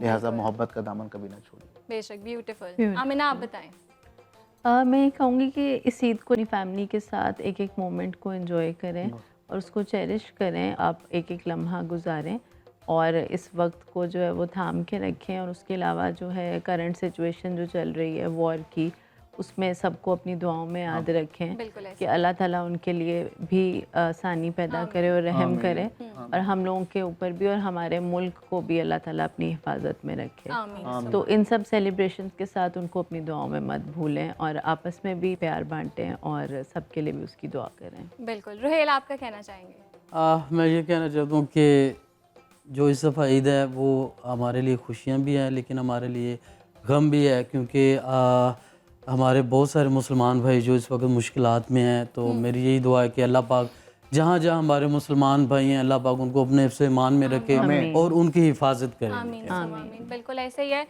खुश रहें, खुशियाँ बांटें, अपना भी बहुत ज़्यादा ख्याल रखें, अपने इर्द गिर्द के लोगों का भी बहुत ज़्यादा ख्याल रखें। दिल तो नहीं करा आप सबको खुदाफिज कहने का, लेकिन इंशाल्लाह कल मुलाकात होगी एक और ज़बरदस्त से शो के साथ। जाते जाते एक सॉन्ग सुनते जाइए।